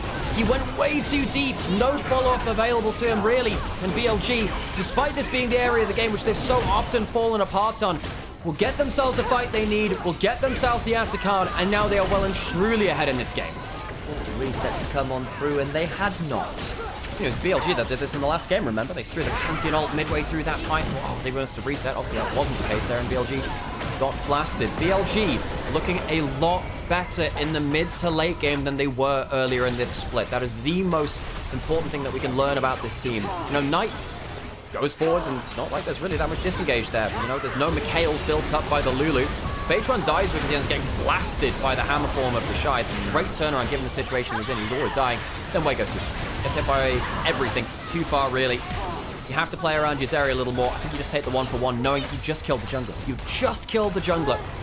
You could have just played around that, the fact there was no smite on the other side. Then Rookie, this one's a little unforgivable. We said he's very good at playing around Fog of War. So on BLG, use his own weapon against him. He's going to go clear out some of those wards. Had to be dealt with. Couldn't leave them there with Atakan, a possibility to teleport and stuff. I get the thought process, I do, but the problem with your team comp as well as IG is who really does face check. Shy will get himself the topside turret, gets himself some more gold. Perhaps he can be a difference maker later on if he can thread that shock blast away from those tanks and onto the Sivir or Lysandra. Perhaps they can make a difference because it also spell shield bits and pieces, but the extra bit of damage can mean an awful lot of difference. BLG will get themselves second dragon to match IG, who also have 2 on the table. We're getting close to 3 items now, folks. Rookie has gone for the Horizon Focus second instead of going towards the frontline burn build. Wants to have more damage up front in terms of squishy damage. I do wonder whether that's a mistake. I think IG realistically could be going towards much more of a frontline burn build, but as always, the way that I'll phrase things is if you build something and you justify the build, I don't care. Let's see if Rookie can manage to do that. Very good stat stick is the Horizon Focus, very efficient nowadays. Perhaps that he can use that to burst out someone like the Lysandra or even someone like the Neferi if you catch them out in the right angle. That third item we talked about has just come on through for Gala as well. There's the Infinity Edge on the back. Zeri is online. All right, Gala. We talked a lot about the early game of the Ahri and Rookie, how good he is at it. The baton has now been passed over towards the Zeri. Yes, Rookie will still have a part to play, but if Zeri can have a good game with a Lulu behind them, with this kind of gold lead, Gala can get IG to Silver Scrape. BLG on the other side. All right, you have yourselves a Lysandra. There's no Mikhails on the other side. It's a redemption first from Mako. You have plenty of options to still engage. Gala has Cleanse. You won't save him from absolutely everything, especially if they can blow that before a fight. And the Braum, right, he's got a spellbook to give some options. He's got Aftershock, he's got Redemption, so you can catch him before the door comes up. He can get popped. Other things we'd like to talk about here as well is that BLG do have a massive gold lead in the jungle. It's actually the biggest gold lead on the whole Rift. Baytron, folks, we didn't think we'd see him. We thought he was just completely gone. Hadn't played for BLG in 2 months. No, they said he'd been in hospital for a shoulder injury, actually. Of course, that stuff in terms of your posture can really affect the way you click things. It really can, genuinely can do.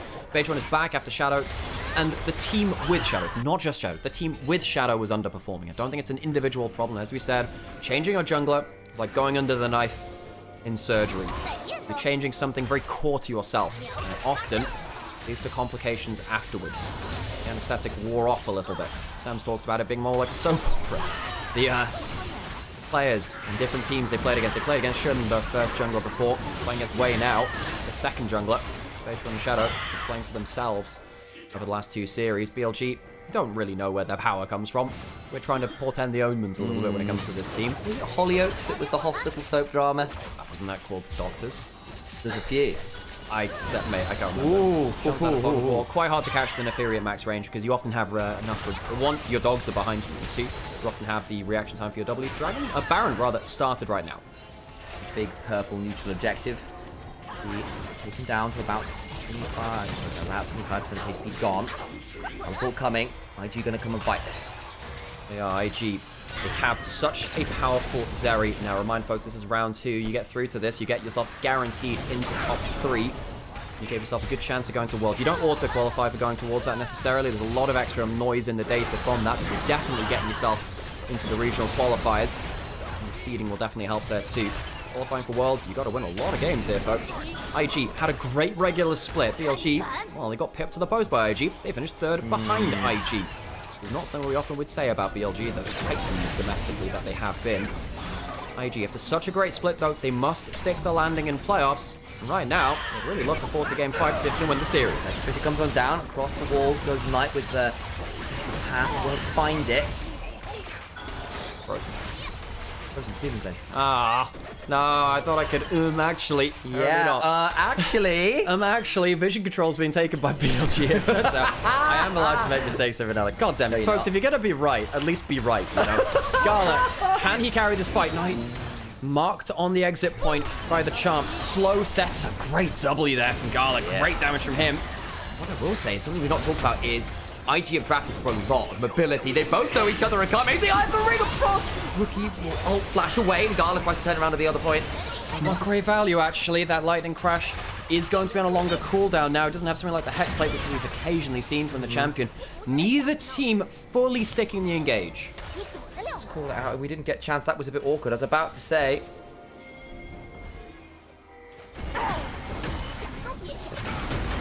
Again, what IG do have is a fair amount of range and a lot of mobility. Everyone has got speed ups or dodges over walls or a whimsy from a Lulu, ults from Rookie, slides from Zeri. It's not easy to lock down IG if they don't want to be there. And it really feels like a single mistake could cause this game to fall apart. Now, BLG around the late game have made some of those singular mistakes. 20 seconds till Dragon now. Both of the big objectives available. Do we see Baron or Dragon trade? Yeah, those are red side redemption. IG will know. That's less of a cowboy game. It's much more of a Baron one here. They'll know that one's getting started. Way jumping forwards. Baron's still leashed by BLG. What's the HP at? Can't quite see. Down to half now, we know. Still got that angle in. Flash, Vault Breaker, Cease and Desist, all available. Way, going to be very hard to keep out of the pit. Bin flashing for him, trying to get him away from the Baron, successfully so. Way now jumping onto Bin, gets pulled over the wall with that angle. The house pursuit, Wild Growth knocks up 2. All the while, Knight's trying to reset. As the Shy was looking for, and they get out with everyone. Good angle from BLG. The Shy just flashed onto Knight to get a chunk onto him. He does have teleport to get back into the play, so mission unsuccessful from IG, stopping the Baron and also getting a kill onto Lysandra. This likely means IG will have to give up the Dragon as well, but I don't know if they can afford to do so. Giving a soul point over, knowing that the Baron's already in their possession as well. Great objective play by BLG. Bin making sure Wei cannot get into the pit.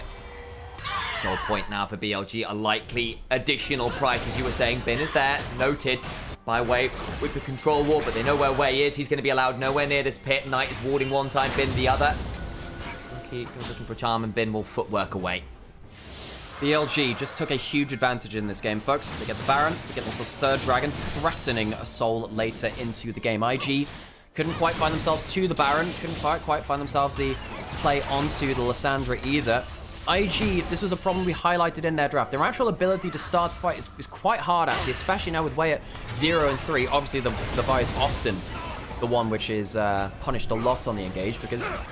What does Wei do this game? You mark the landing point, and everyone else just pops their ultimates on you. Pushing in towards mid lane. 3 grubs for BLG makes this push even better for them. Clear out this way. If the side goes to the skies briefly, and will help knock down most of the cannon minion behind, though. Gets Thunderbeam's load away. He's not altering the turret anymore, and drops that aggro, and they just about hold on to it in the mid lane. From his bot side, 4 members of BLG will swiftly bring down the team. Yeah, Wei was in the enemy jungle trying to take some farm for himself because he's down so much individually, but that means their big engage tool isn't here. Is Wei spotted? Yeah, Wei's just been spotted in the mid lane. Bloody hell, he nearly goes down. They're going to go on in. Gala, Wild Growth, staying alive for a second. Jimmy does not goes down. But he takes Alessandra with him. They lose a load of members. How about the rest of the play? Out needs to run. The heal, keeping people alive. Bin in the front line. Charm lands onto On. The door goes up. Rookie can't carry the team with this build. He's not there to one-shot the team. He's got cooldown for Charms. Charms to Casante again. Does get some damage to the skies. They go, but a Pathmaker ensures that the Shy is brought from the skies and straight into the dirt. ground pounded, and out. On goes looking for a winter's bite, can't find it, but BLG with 4 members standing are closing out the series here and now. BLG marched towards the Nexus. IG finished above them by beating them. BLG will send Invictus Gaming to the lower bracket. We were doing dissections on BLG saying that this team, surely it was done at the end of the year. Surely they were going to fumble and fall to the lower brackets. It was Invictus Gaming's time. And Billy Gaming laugh in our faces. The soap opera continues. 3-1, Billy Gaming. They had us in the first half. Regular split, not gonna lie. BLG have left it awfully late to mount a comeback. They fell IG in dominant fashion. You gotta say, the first 2 games of this series were not close. Game 3, much better from Invictus Gaming. But a 3-1 for BLG will send IG down below. They bow, and how have they done it again? Another jungle switch. I'm not joking against JDG. They looked anemic. I was writing this series off, and they just 3-1'd Invictus Gaming in convincing fashion. Now, folks, this doesn't auto-lock BLG into Worlds. It doesn't. Now, both of these teams are guaranteed to be in the regional qualifiers, but the points gets very complicated because Top Esports and Anyone's Legend won previous splits. That's the wrong thing. I've just completely clicked the wrong thing. That'll happen sometimes. There is a chance that they are not auto-qualifying on points. Of course, if you win Summer, you get first seed from LPL. If you have the most championship points out of the remaining teams, you make into Worlds as well. Then 2 teams go through the regional qualifiers, and that will be the teams competing between 3rd and 6th in points. So we'll send 2 teams out of the 4, which is there. IG go down to the lower bracket. Reminder, folks, IG have not made Worlds since 2019. This team has been denied international performances for a very long time. We thought they might have it in the bag this time, maybe. But I was saying, I'm not going to say it until I see it. Precisely because of reasons like this. LPL Playoffs has a strange, horrifying, and wonderful way to make and break teams. Make teams which were struggling before, break teams which you assumed would make it through. We've had a couple of patch changes, of course. BLG, they've looked pretty shoddy for most of this split, and for, honestly, not a decent amount of this year for their standards. Yes. For their standards, they are still, they were still top 2 in the split before this. They were still, technically top 3, top 4 in this split. Playoffs is where it counts, though, and they're starting to make a comeback. That they are. Weibo Gaming get a crazy 5-game win. Xiaohu back online when it matters. BLG looking lost, fumbling as the split goes on. Switch jungler mid-series in a best-of-5 against JDG. Win, come through, take down Invictus Gaming, and the story, the drama keeps going. Thank you, folks, for being here and watching this with us.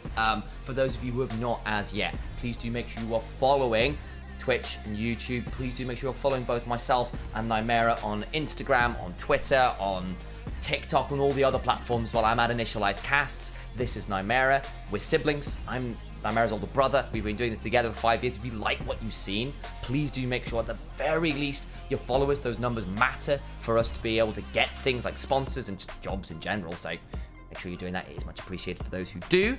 And number 2, if you have got the capacity, please do support us by subscribing on Twitch, by gifting on Twitch, by donating on the Ko-fi link, by joining up to League Mastery, which is just a really cool platform in general. It's only been going a couple months, and already there's a load of people who signed up. It's really exciting stuff. It's a great way to learn about League of Legends, learn about One Tricks from us.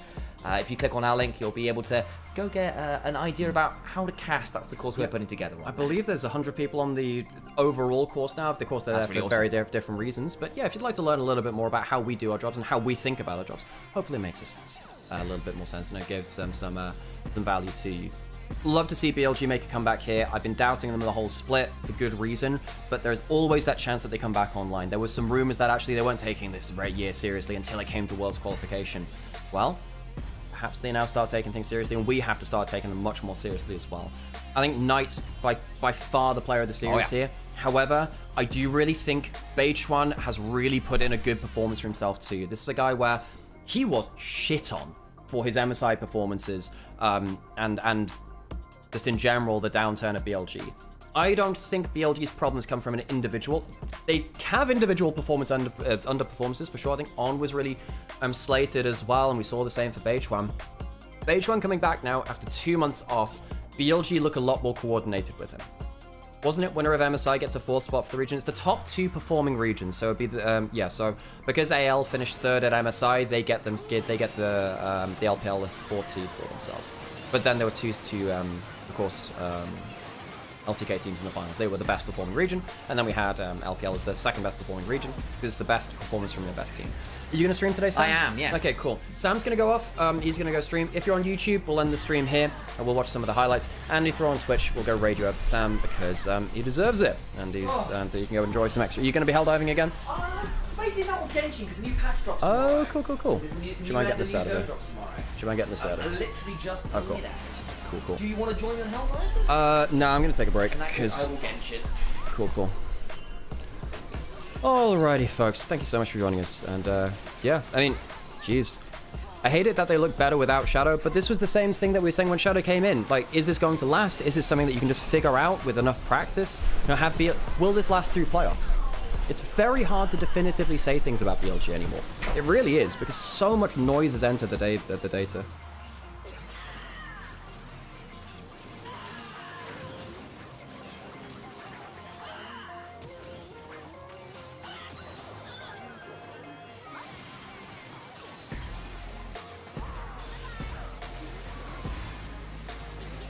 Go to Worlds with 4 junglers? Yeah, just make sure you can just sub all of your members in there, you know?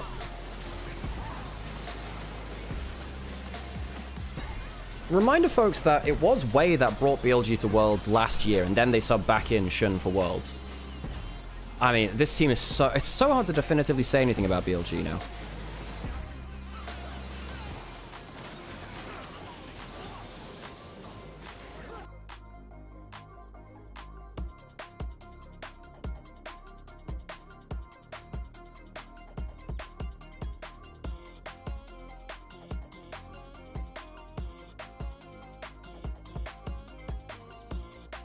It's a six-man roster. The thing is, it kind of is and it kind of isn't. It's more like they won't sub someone in unless things are really bad, basically. Okay, folks, if you're on YouTube, the show will end here. Thanks for joining.